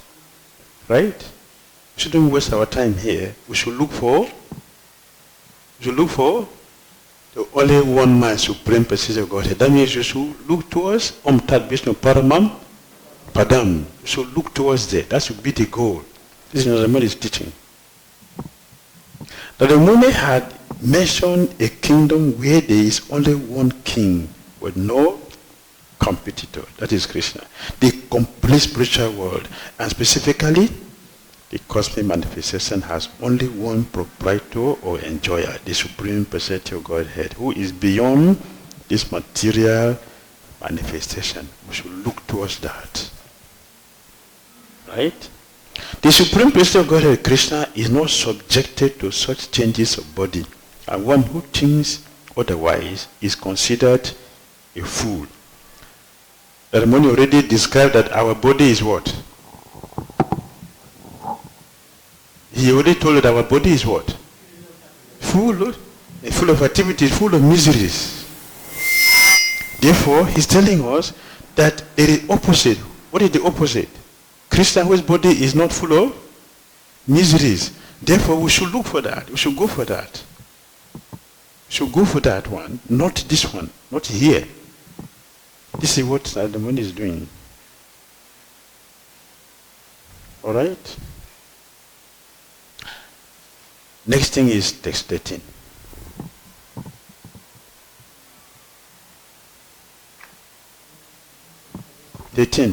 Narad Muni had described that there is a bill or a hole from which, having entered, one does not return. The Haryashvas understood the meaning of this allegory. Hardly once has a person who has entered the lower planetary system called Patal been seen to return.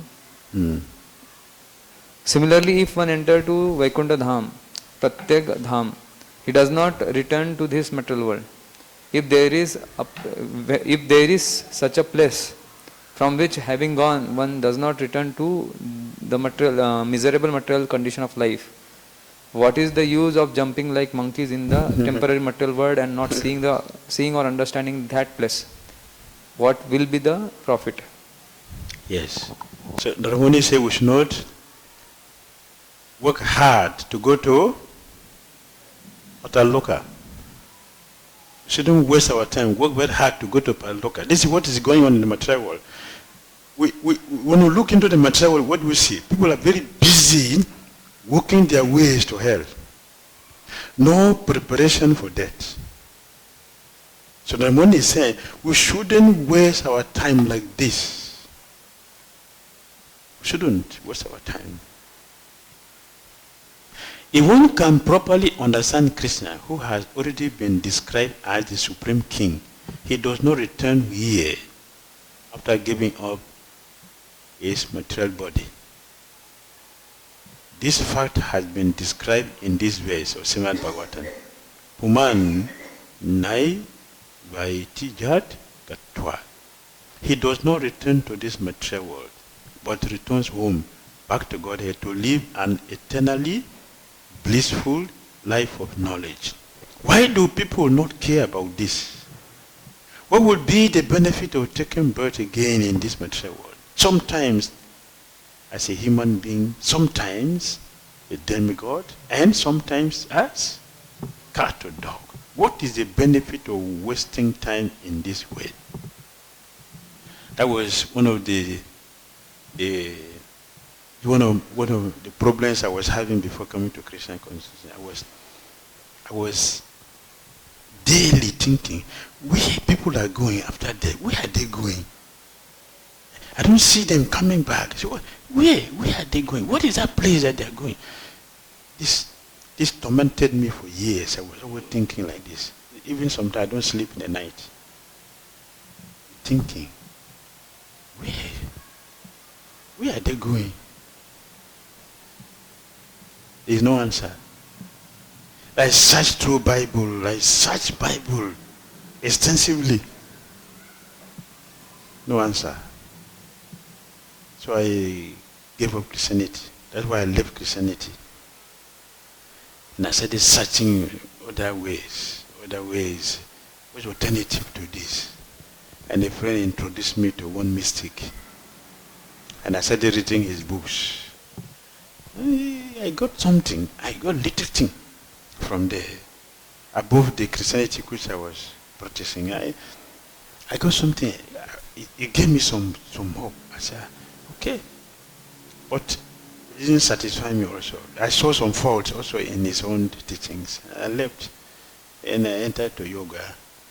Then yoga also, there's so many speculations here and there, so many things. And eventually to Bhakti yoga. Thank you, Srila Prabhupada, for bringing us here.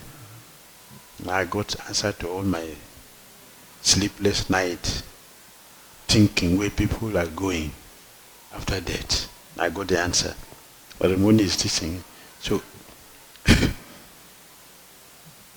now Ramoni had described that there is a pillar or hole from which, having entered, no one return. So this is my problem. Where people are going? I was searching and searching. When I asked my Bible teacher, she became very angry. Why are you asking questions outside Bible? I said, oh, my question is in the Bible, no? Reincarnation is in the Bible. No, that is not. That is Old Testament, New Testament. Jesus came to cover. Jesus covered me with the blood, but why am I still having the problem?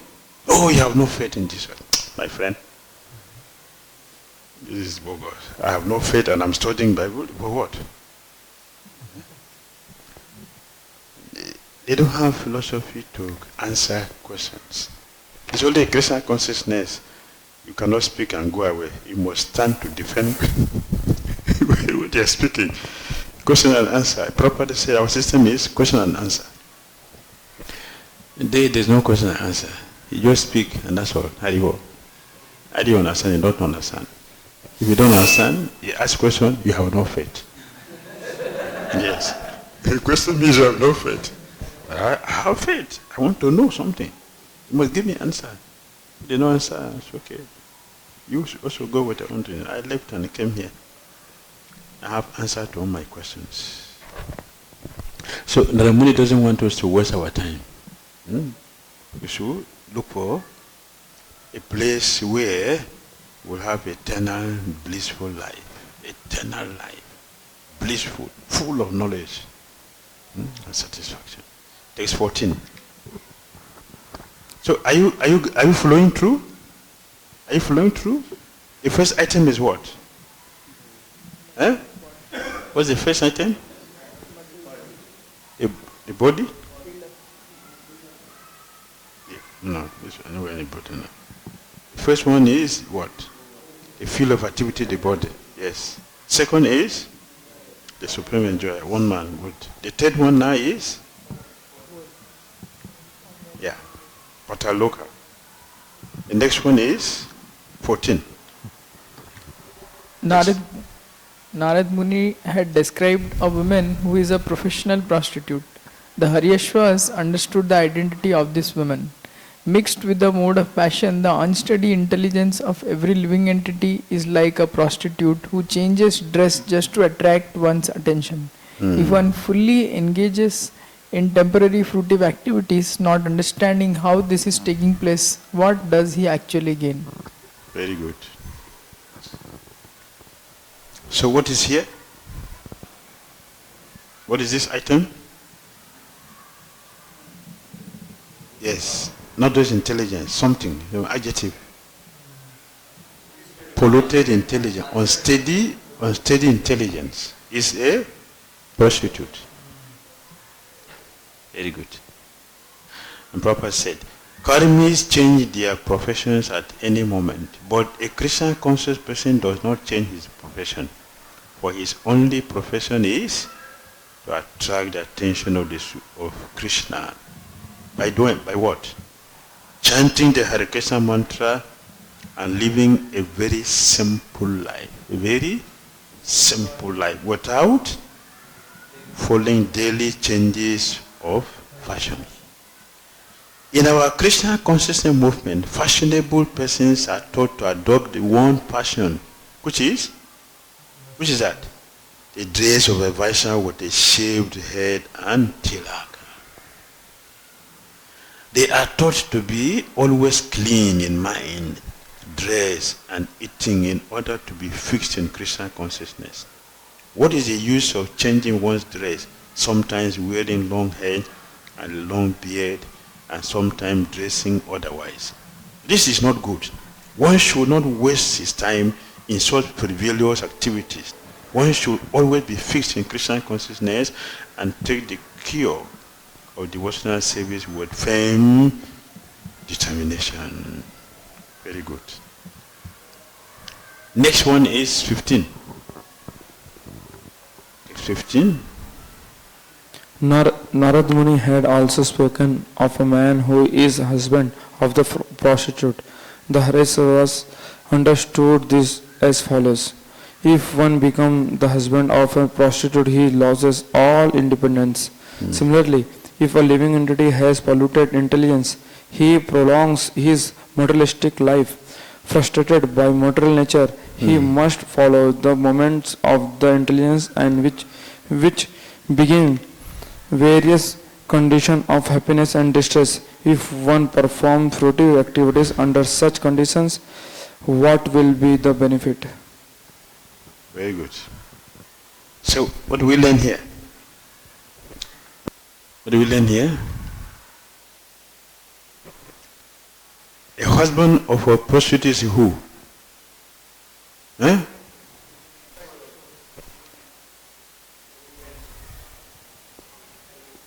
I'm not hearing properly. Use the mic. Husband or prostitute? Conditioned soul. No. No.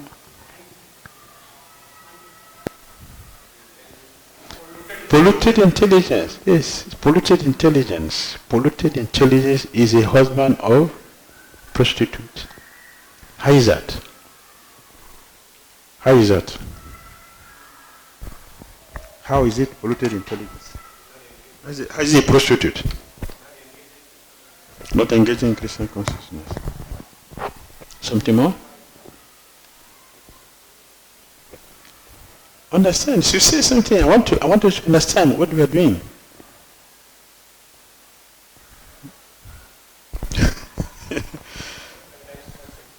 Okay, listen. Polluted intelligence has been compared to a prostitute. One who has not purified intelligence is said to be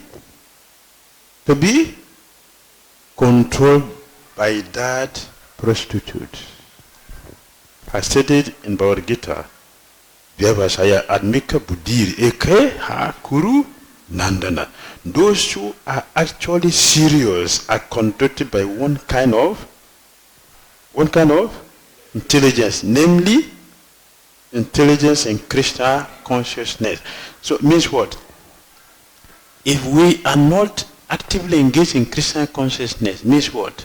We are diverted. This. Our eyes are in this material world. That's what it means. Our eyes are in this material world. That's prostitution, not fixed. Fixed means that our eyes are not from this material world. They are Om Tat Vishnu Paramam Padam.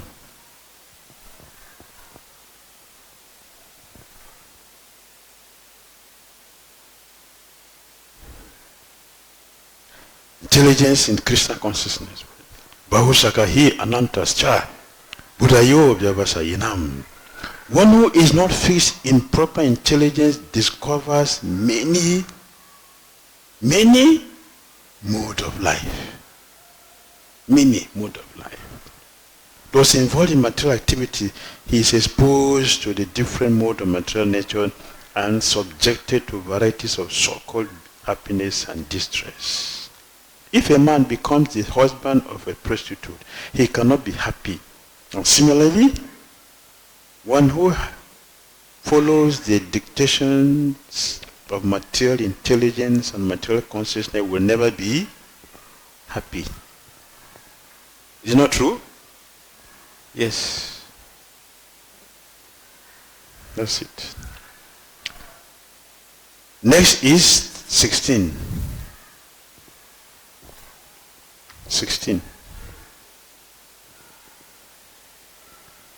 Narad Muni had said that there is a river flowing in both directions. The Hariyasvas understood the purport of this statement.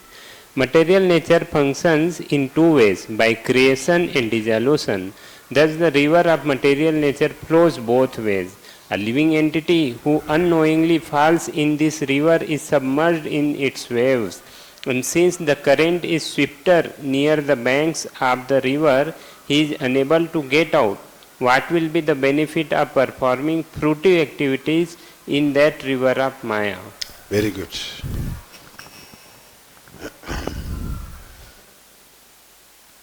So what do we get here?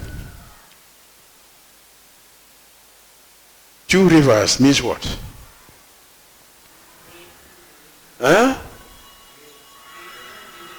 Creation and destruction. Two rivers. Creation and destruction. This is what is going on. Krishna is creating and destroying, creating and destroying. Where do we find that in Bhagavad Gita? Any place in Bhagavad Gita? And again, somewhere else? Very good. Where do you find? No, not that one. No, not that one. Maya Dakshina Prakriti, Suyate Sacharacara. Translation? Under my order, material nature is creating various bodies. Not that one. Not that one. Continue.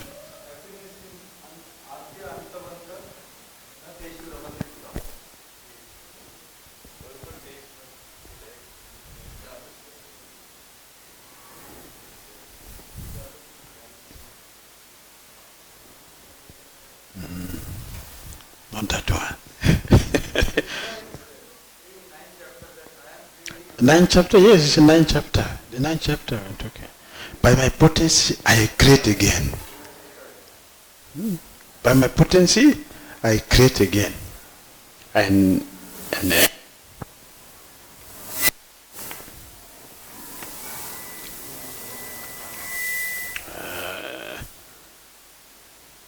chapter 4, text number, this number what? Yes, chapter. That one is ninth. This is ninth chapter. Now I'll come back to chapter 4. No. Wait. Krishna said,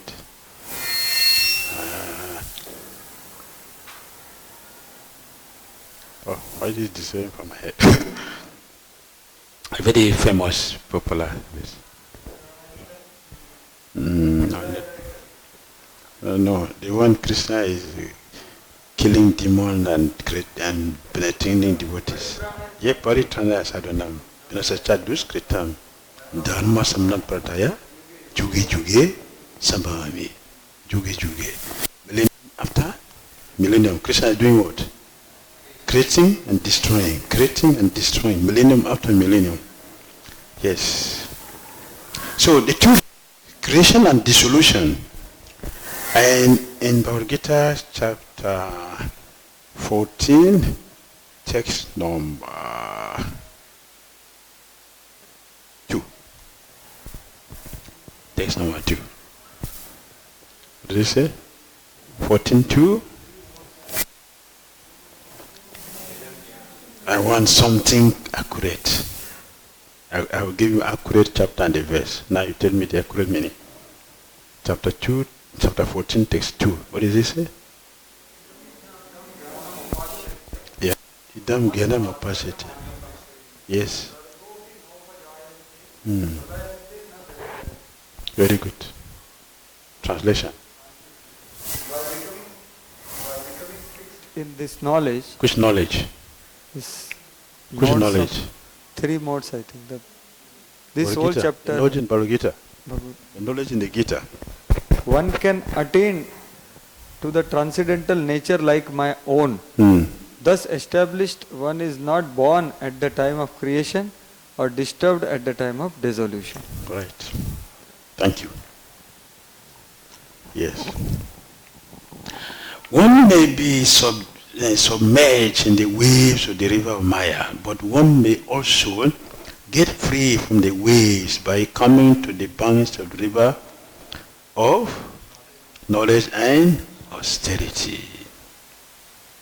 A Krishna conscious person takes knowledge from the Vedic literature, and at the same time he must practice austerity. To attain freedom from material life, one must take to Krishna consciousness.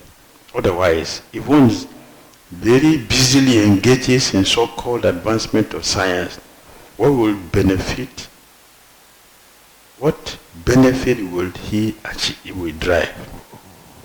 If one is carried away by the waves of nature, what is the meaning of being a great scientist or philosopher? Mundane science and philosophy are also material creations. One must understand how Maya works and how one can be released from the tossing waves of the river of science.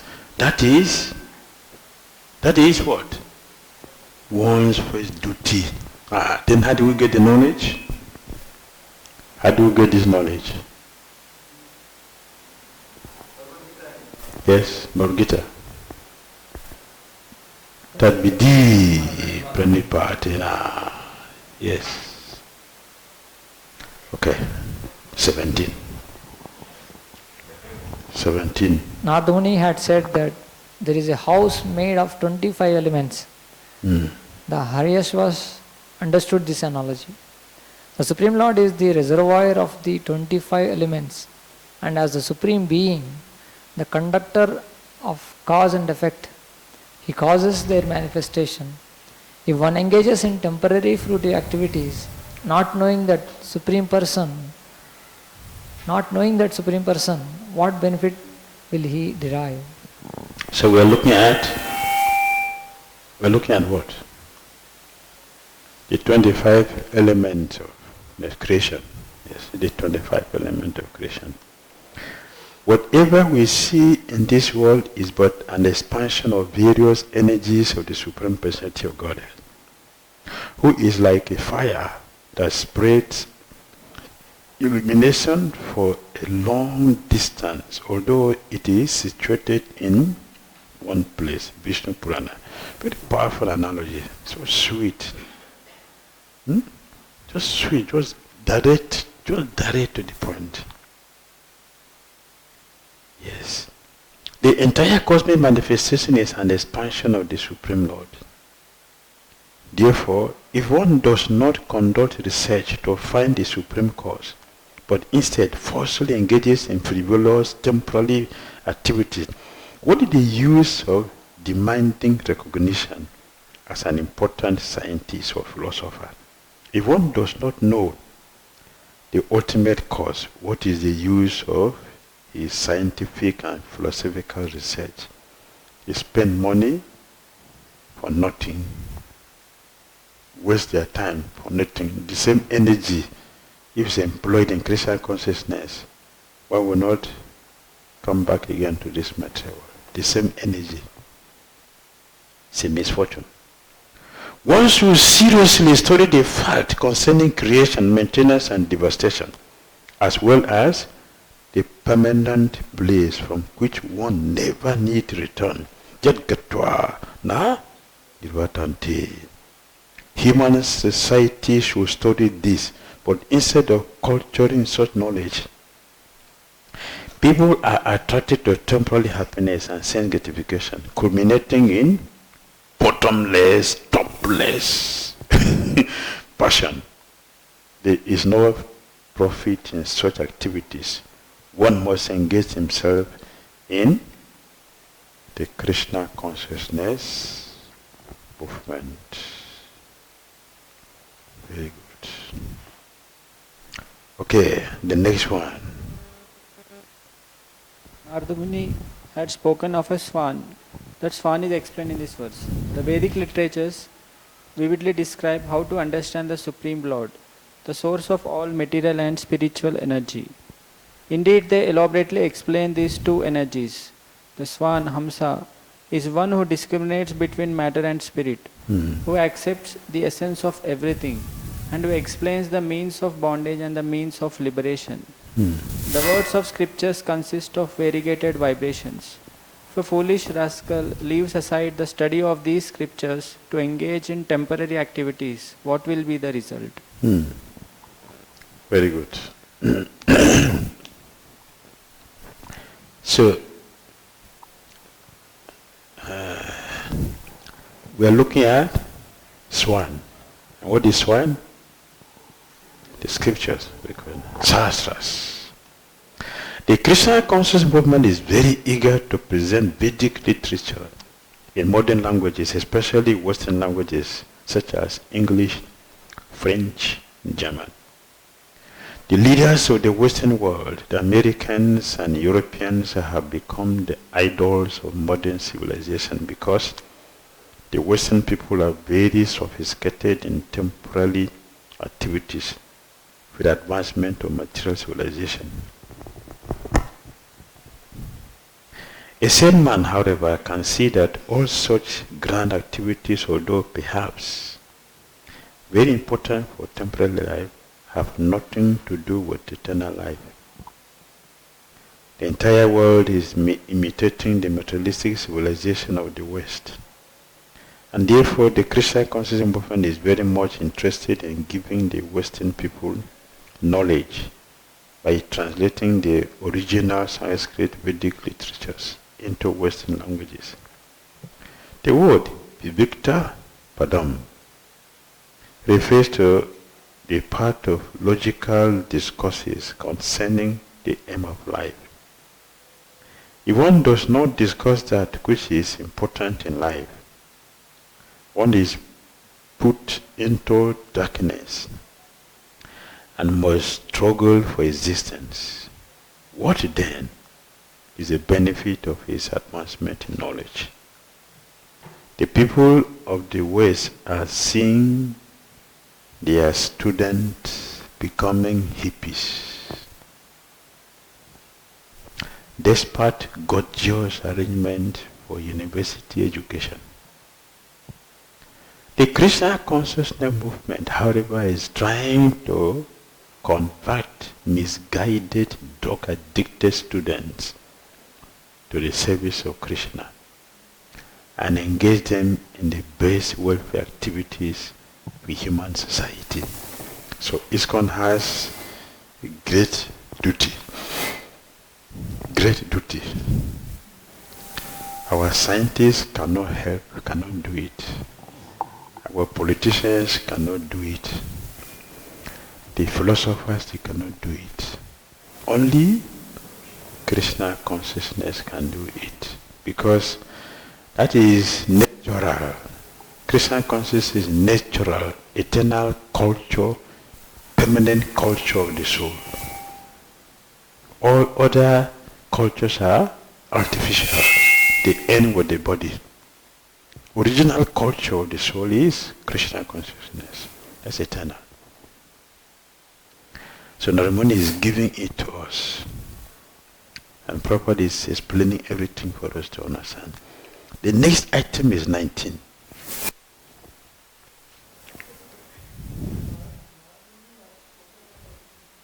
Object made of sharp blades and thunderbolts. The Haryashvas understood this allegory as follows. Eternal time moves very sharply as if made of razors and thunderbolts. Uninterrupted and fully independent, it drives the activities of the entire world. If one does not try to study the eternal element of time, what benefit can he derive from performing temporary material activities? Very good. Sharp razor blade and thunderbolt means what? Eternal time. Eternal time. Can anyone change the time? Stop the time? Anyone? No one can change it. It is moving at our speed? No. Very, very fast, but imperceptibly. How many of us know how we grow? Who knows how we are growing up? Who knows? That is imperceptible. We don't know, and in the Bhagavatam, there's a verse which says that when the sun rises and sets, what has happened? Yes. Sun rising and setting is imperceptibly reducing our duration of life. And foolish people are there celebrating their birthday. What are they celebrating? 1 year added to my life. That's illusion. The reality is 1 year out. Therefore, only devotees will celebrate because a devotee is conscious. Oh, okay, 1 year is out now. So I should increase my quality of practice. Let me increase the quality of my practice because 1 year is out. It's not added, it's reduced. So time. Krishna said, time, I am the destroyer of everything. Yes.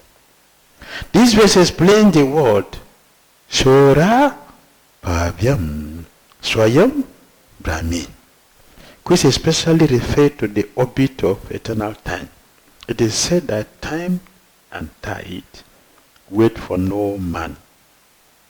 According to the moral instructions of the great politician Chanaka Pandit, he said, Ayusha Shana Ekopi Labha Na Labhya Shwarana Kotibihi Na Chendiraratakam Nitihi Kacha Hanis Tatu Dika.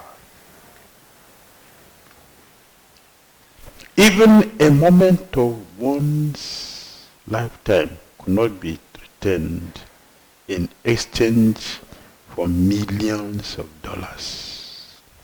Therefore, one should consider how much loss one suffers if he wastes even a moment of his life on nothing, living like an animal, not understanding the goal of life, one foolishly thinks that there is no eternity and that his lifespan of 50, 60, or at the most 100 years is everything. 100 years is nothing. Nothing. Nothing. Is really nothing. Nothing. Even 100,000 years is nothing.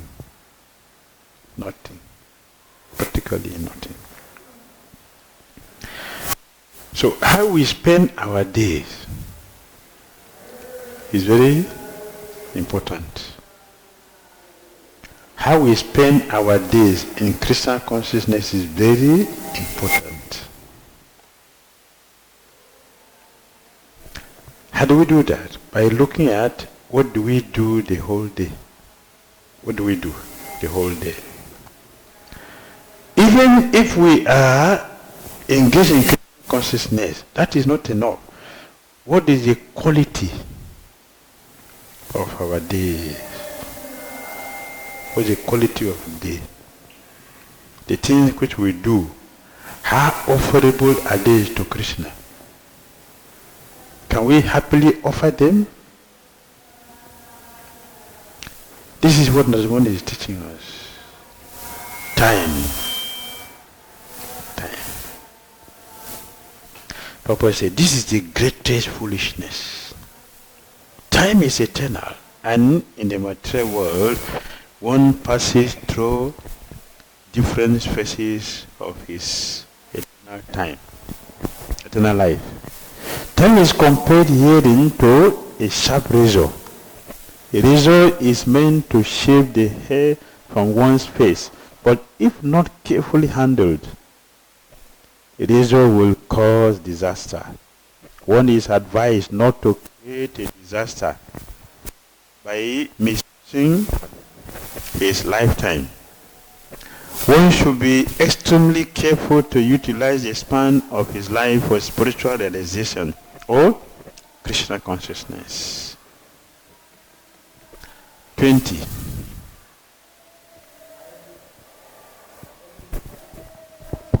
Narad Muni had asked how one could ignorantly defy one's own father.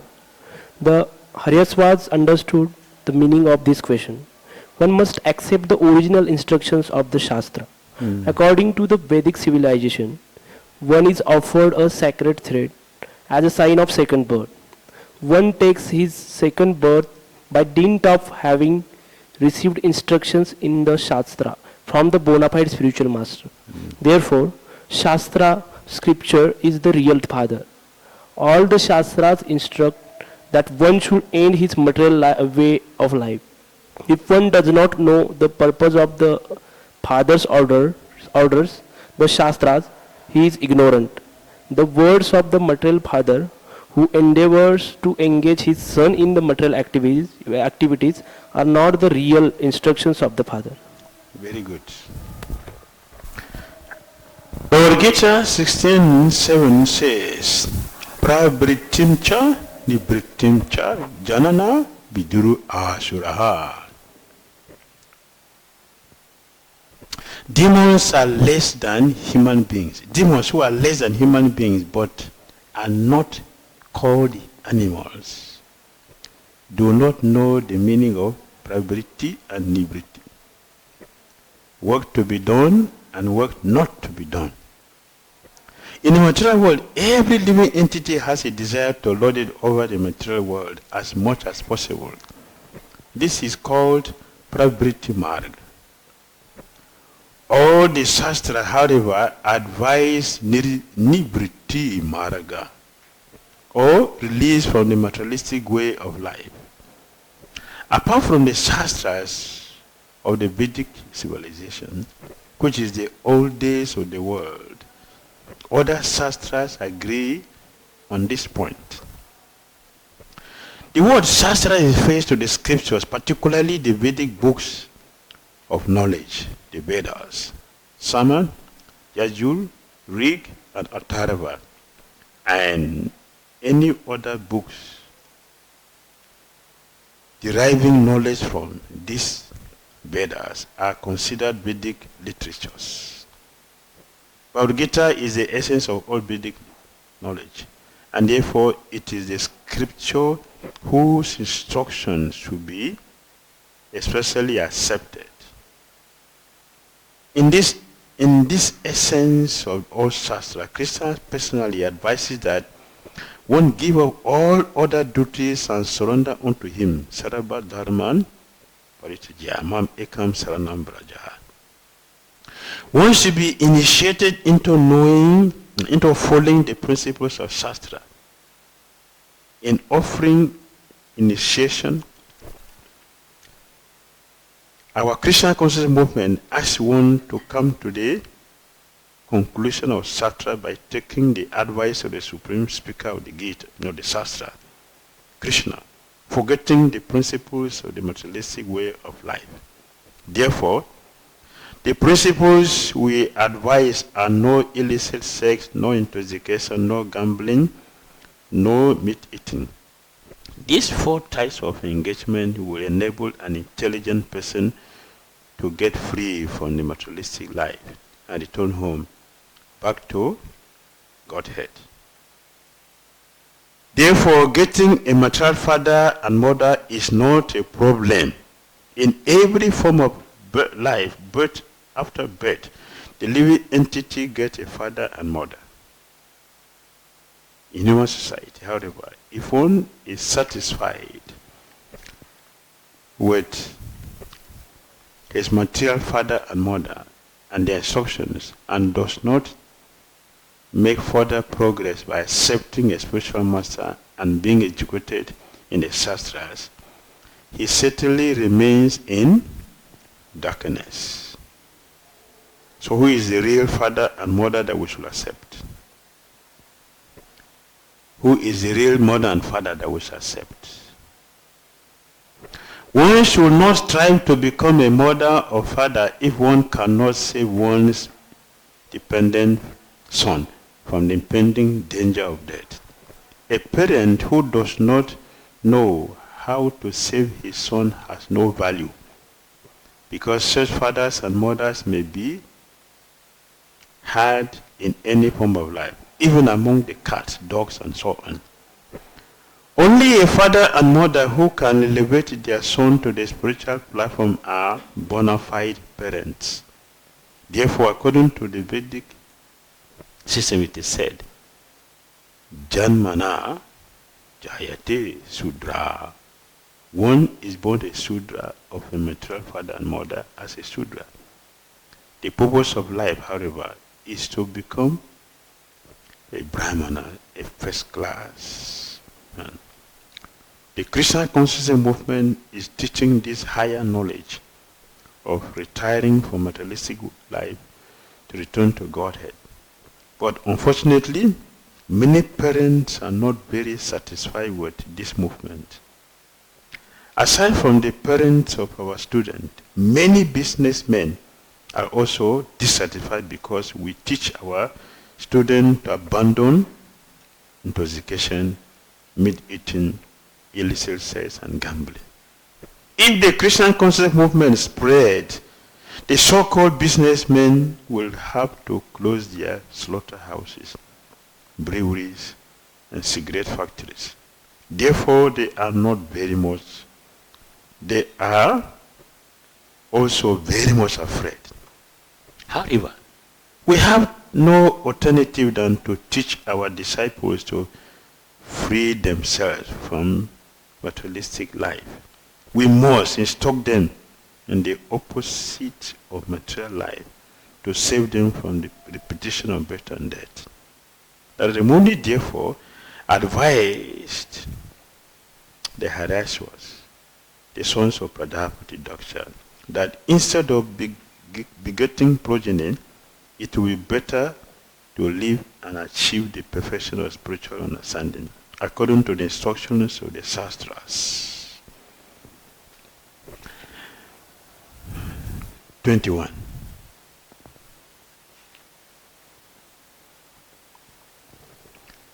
Sukadeva Goswami continued, My dear king, After hearing the instructions of the Narada, the Haryasvas, the sons of Prajapati Daksha, were firmly convinced. They all believed in his instructions and reached the same conclusion. Having accepted him as their spiritual master, they circumambulated that great sage and followed the path by which one never returns to this world. Haribu. From this way we can understand the meaning of initiation and the duties of a disciple and spiritual master. What is their duties? What is their duties? Guru should guide the disciple. Huh? Guru should guide disciple how to progress in the path. Very good. And disciple should follow instructions as life and soul. Disciple should follow instructions. Very good. That is a contract. The spiritual master never instructed his disciples, take a mantra from me, pay me some money, and by practicing this yoga system you will become very expert in materialistic life. That is not the teaching of a spiritual master. This is not the duty of a spiritual master. Rather, the spiritual master teaches the disciple how to give up material life, and the disciple duty is to assimilate instructions and ultimately follow the path back home, back to Godhead, from whence no one returns to this material world. And at the money, as their spiritual master gave them the strict instruction that they should give up this material world, and as bona fide disciples, they followed instructions. One should not endeavor to wander to different planetary systems within this universe. For even if one goes to the topmost planetary system, Brahmaloka, what will happen? One must return again. Sine punye martelokam vishanti. From the highest planet in the material world down to the lowest, all are places of misery, wherein repeated birth and death take place. But one who attains to my abode, or son of Kunti, never takes birth again. 22. The 7 musical notes Sa, Re, Ga, Ma, Pa, Da and Ni are used in musical instruments, but originally they come from the Samaveda. The great sage Narada vibrates sounds describing the pastimes of Supreme Lord. By such transcendental vibrations such as Hare Krishna, Hare Krishna, Krishna Krishna, Hare Hare Ram, Hare Ram, Ram Ram, Hare Hare. He fixes his mind at the lotus feet of Lord.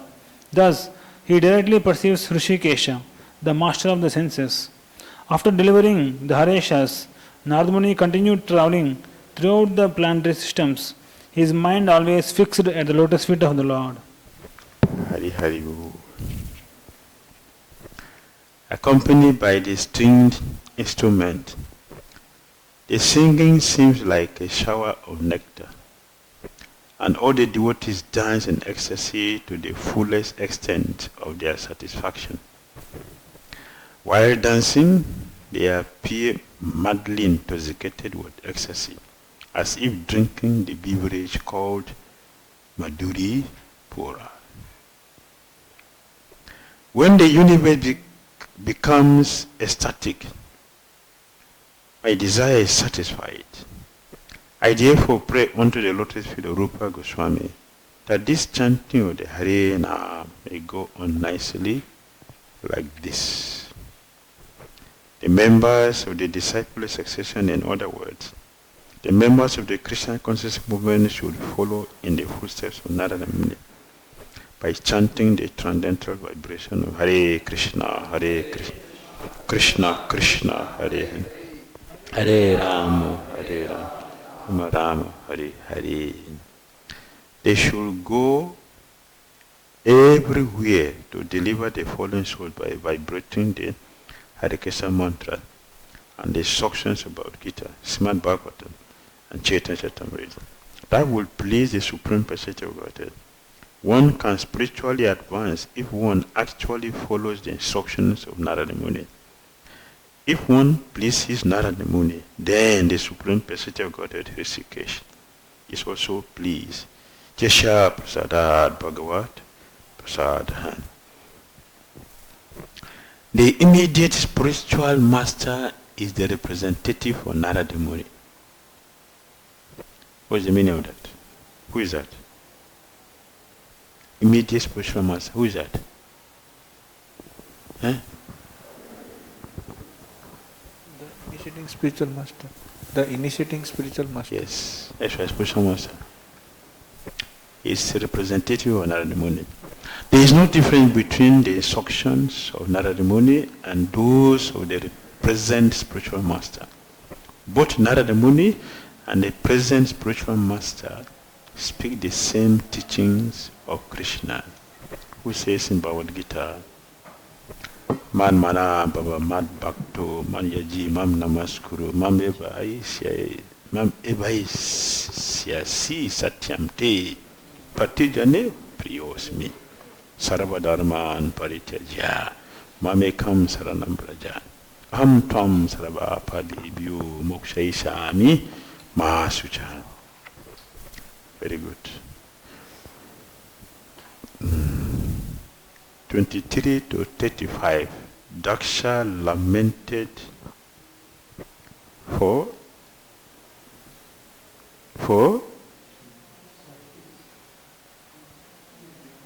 missing his 10,000 sons. That's a big loss for him. And then Lord Brahma advised him to go for the second one. So he did 1,000 more. All right, 23. The Haryashvas, the son of Prajapati Daksha, were very well behaved, cultured sons, but unfortunately, because of the instructions of Narad Muni, they deviated from the order of their father. When Daksha heard this news, which was brought to him by Narad Muni, he began to lament. Although he was the father of such good sons, he had lost them all. Certainly this was lamentable. Hare Krishna. You see, people are doing the same thing. If somebody dies in the family, what do we do? When somebody dies in the family, what do we do? Lament. Oh, my this. Oh, my that. So when I ask one somebody, suppose your father has gone back to Godhead, you lament like this? Eh? If he has gone back to Godhead, so you lament like this. Or okay, so even if he didn't go back to Godhead, but has gone to heaven, you lament like this? Who should lament for who? A person who has gone to heaven is a person who is here in this miserable place. They are in a better place. See, we should know where they are before we lament. We should know where they are. Of course, for spiritual master, that's a different thing. One should cry. And also, if a spiritual master disappears, we should, and speak now. I'm talking to people. So speak. And what? So cry and what?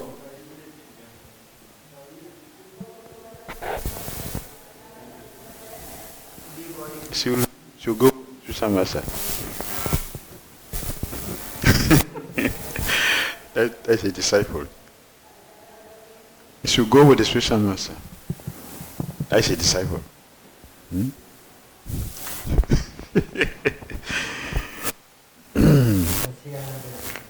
Huh? Yes, we have. Disciple, you should go. To stay behind, the only reason we should not go is he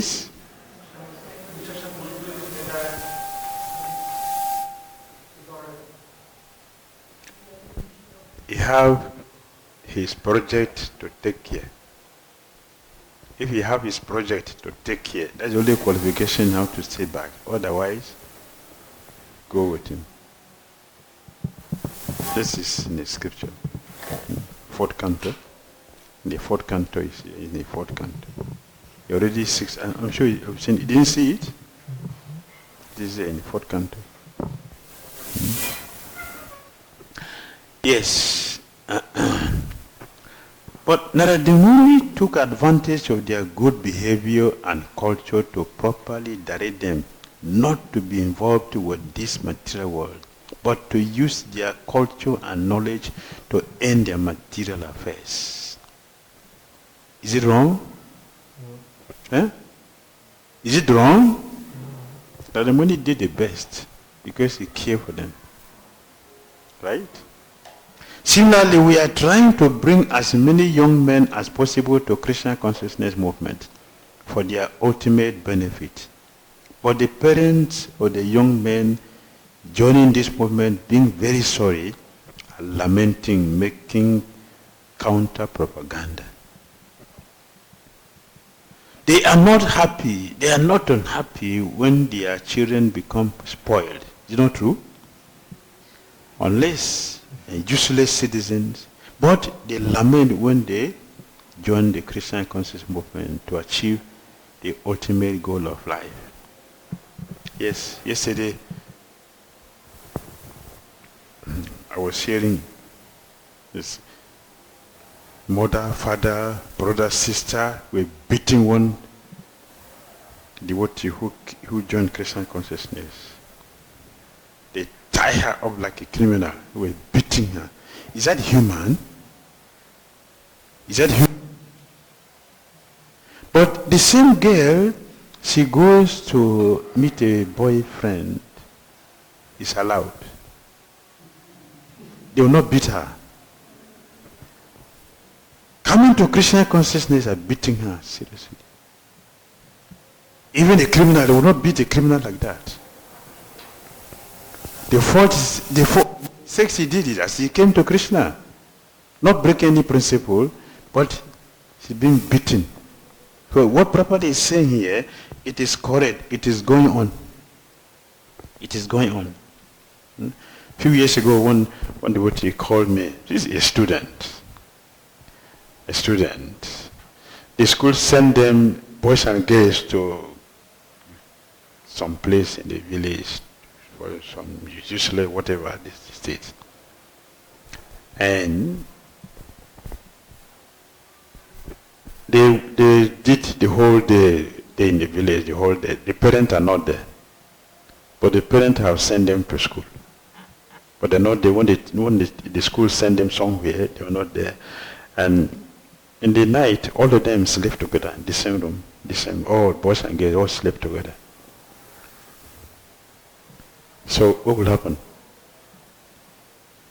Celibacy? Celibacy. But the parent didn't protest for that. So one of them is a disciple. She called me.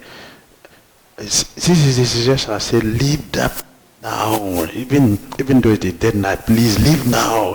Find any means to get off from the place. Did the parent tell her like that? The parent didn't tell her like that. But the same girl, when she came to for this very temple, when she came here, the parents were not happy. Here, this temple here. The parents are not happy. Don't go there. Why? Go there only once in a year, Janmaswami. Don't take it so seriously like that. You should take it seriously when we are 100 years. Not now. You're too young for this. Don't do this now.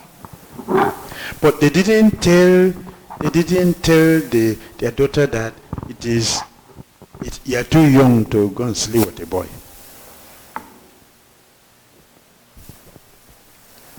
So what Prabhupada is saying here, it is perfectly correct. Yes. They are not unhappy when their children become spoiled, useless citizens. But they lament when they join the Krishna conscious movement to achieve the ultimate goal of life, which will also benefit themselves. When someone becomes a pure devotee in that family, and the battery is going down. The family members will benefit, but they don't want this.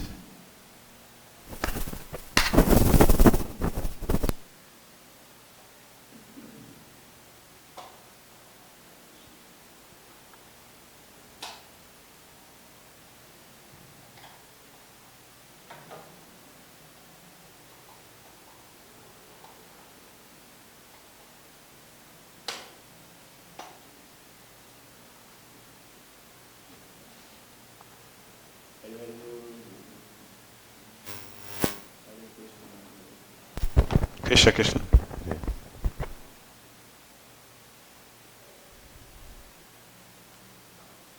This animosity between parents and the Christian consciousness movement has existed since time, even older from Narada Muni. Even Narada Muni was condemned not to speak of others. Nevertheless, Narada Muni never gives up his mission to deliver as many fallen souls as possible. He continues playing his musical instrument and vibrating the transcendental sound.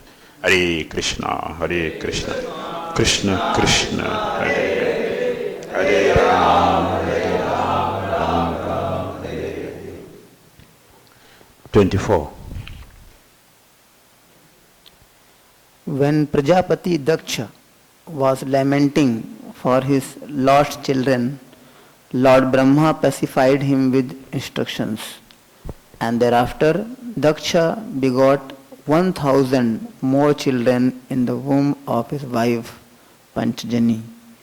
This time, his sons were known as the Sabalashvas. Sabalashvas. Very good. Okay. He has got another one. 25.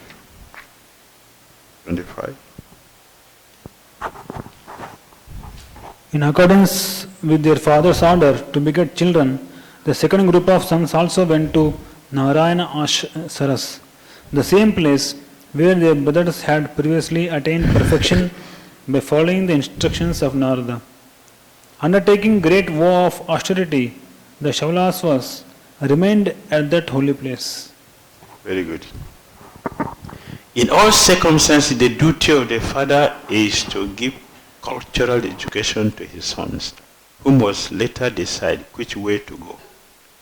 Responsible fathers should not hinder their sons who are making cultural advancement in association with the Christian consciousness movement. This is not a father's duty. The duty of a father is to give his son complete freedom to make his choice after becoming spiritually advanced by following the instructions of the spiritual master. Next. At Narayan Saras, the second group of sons performed penances in the same way as the first. They bathed in the holy water, and by its touch, all the dirty material desires in their hearts were cleansed away. They murmured mantras beginning with Omkar and underwent a severe course of austerities. Very good. Thus, chanting of the Vedic mantras beginning with Omkar is directly chanting of Krishna's name. There is no difference whether one chants Omkar or addresses the Lord as Krishna. The meaning is the same, but Sri Chaitanya Mahaprabhu has recommended that in this age one must chant the Hare Krishna mantra, Hare Nam Eva Kevalam. Although there is no difference between Hare Krishna and the Vedic mantras beginning with Omkar, Sri Chaitanya Mahaprabhu, the leader of the spiritual movement for this age, has recommended that one chant Hare Krishna, Krishna Krishna, Hare Hare, Hare Ram, Ram Ram, Hare Hare. 27, 28.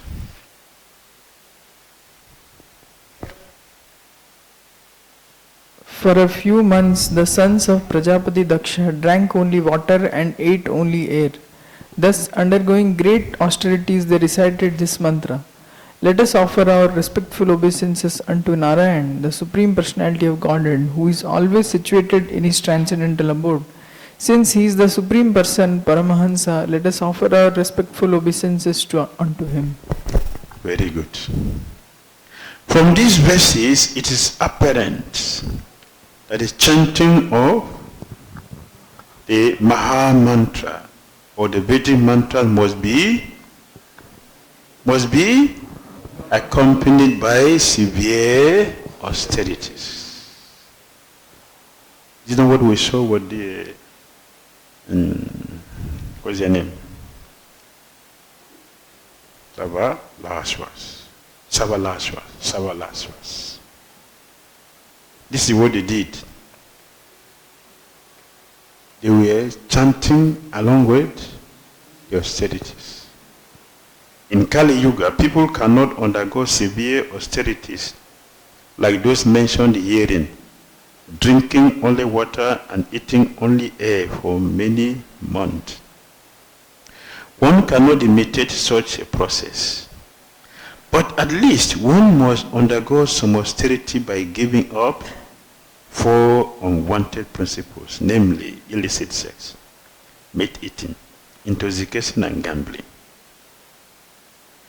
Anyone can easily practice this tapasya, and then the chanting of the Hare Krishna mantra will be effective without delay. To be effective without delay, if we are chanting along with austerities.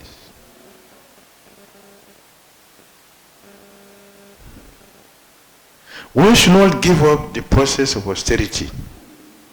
If possible, one should bathe in the waters of the Ganges or Jamuna, or in the absence of Ganges and Jamuna, one may bathe in the water of the sea. This is an item of austerity. Our Krishna consciousness movement has therefore established 2 very large centers, one in Vrindavan and another in Mayapur, Navadvip. There, one may bathe in the Ganges or Jamuna, chant the Hare Krishna mantra, and thus become perfect and return home back to Godhead. Tapasya must be done. You should not give it up, because it will help us to become perfect very, very soon. Very, very soon.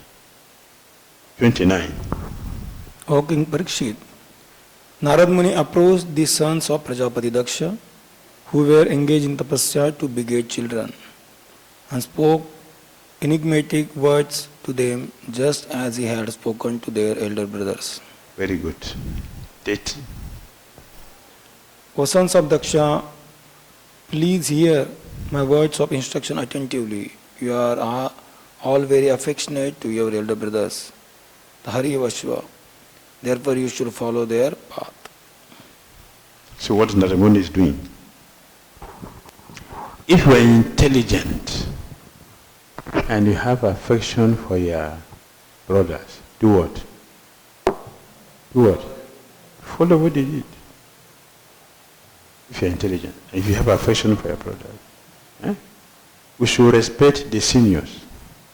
If we want to be successful, we should respect the seniors. Your senior brothers, they did this austerity and they follow Krishna and they went back to Godhead. So you be a disgrace in the family, or you want to be like your brothers. These are the modern intelligence. Very expert preacher. He knows how to enter. He knows how to penetrate the heart.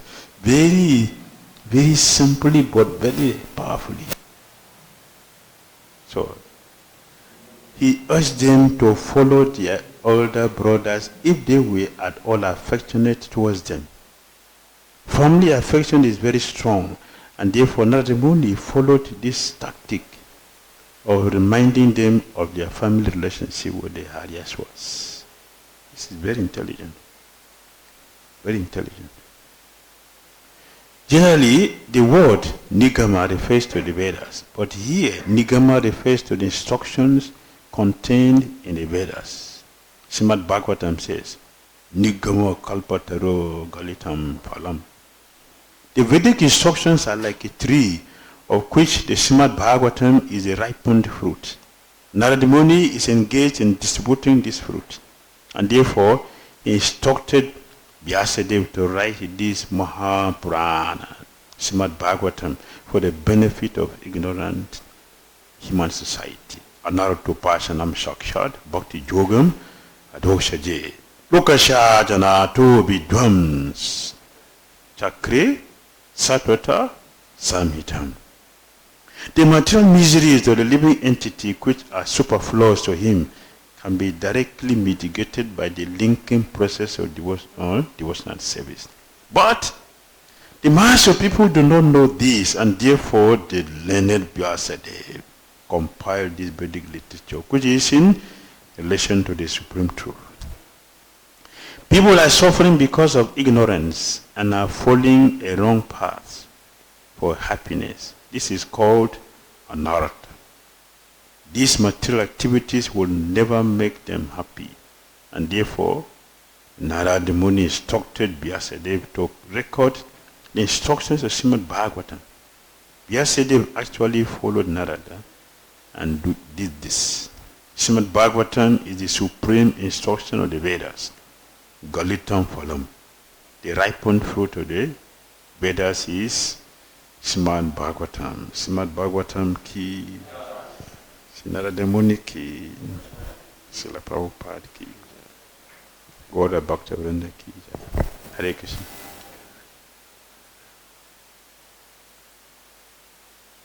Okay. It's okay.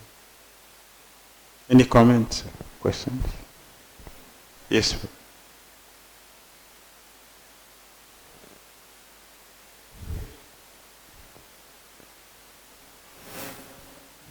Hare Krishna Maharaj. Hare Krishna. In between, you said that to getting into Maya out of devotees association, the main reason is offenses. So Maharaj, my question is that if we are having past conditionings and sanskaras, so due to that, while we enter into the association, we are committing the offenses. Then it is like means how to come out of that cycle, because we are bound by our sanskaras, so we are committing the offenses, but instead of getting purified, we are again getting out. So thank you. If we follow this principle of chanting minimum 16 rounds and for the greater principles, if we are doing it, we are trying our best to do it. If we make a mistake means it is not intentional because of our conditioning. We are forced to do something like this. Krishna will not take it seriously. When we are talking about offenses, is when we are doing these things willingly. Then they will become a stumbling blocks. If we do them at a mistake, Krishna will forgive. Yes, he will make progress. Because we learn from mistakes. Therefore, we will not give up Krishna consciousness. We will continue. If we do them deliberately, then we have problem. It is then we will leave. Therefore, we should be careful. We should be careful, very careful to practice nicely. If we notice we are making an offense, we sensibly, please forgive me. Please, I'm sorry. Please forgive me. In this way, we will not have problem. We will make progress, and we'll continue until we transcend the modes. It is finished. Very good. All right. You can still, yes.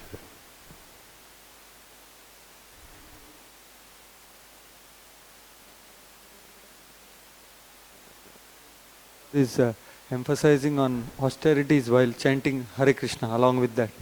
And I understood that about eating, speaking and sleeping, we should be voluntarily trying to go further in Krishna consciousness by minimizing it naturally. So my question is, Maharaj, that in previous chapter also we saw that actually tapasya nature means if not done properly, then it goes to anger, no? As the sons of Prachetas became angry. So, and you did mention that our whole purpose is to soften the heart.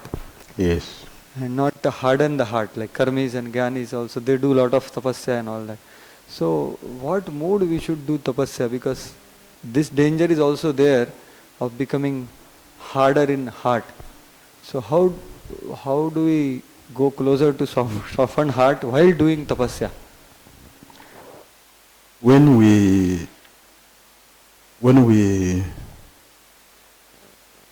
are very clear in our minds, very clear in our minds, I want to do this austerity so I can get purified to become a better devotee.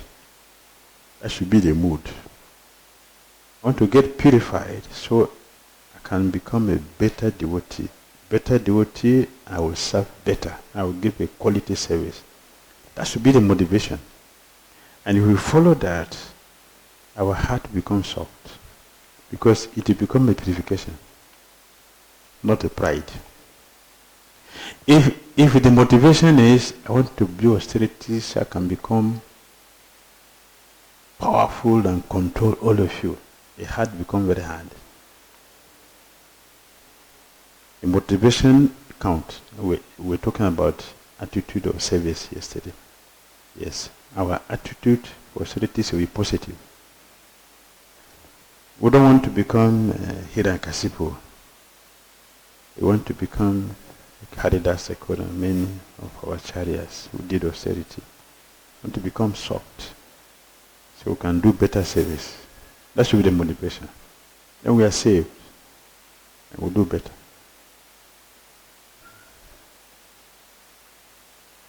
Alright? Thank you very much. And continue tomorrow. Sma Bhagavatam ki jai, Srila Prabhupada ki jai. Hare Krishna.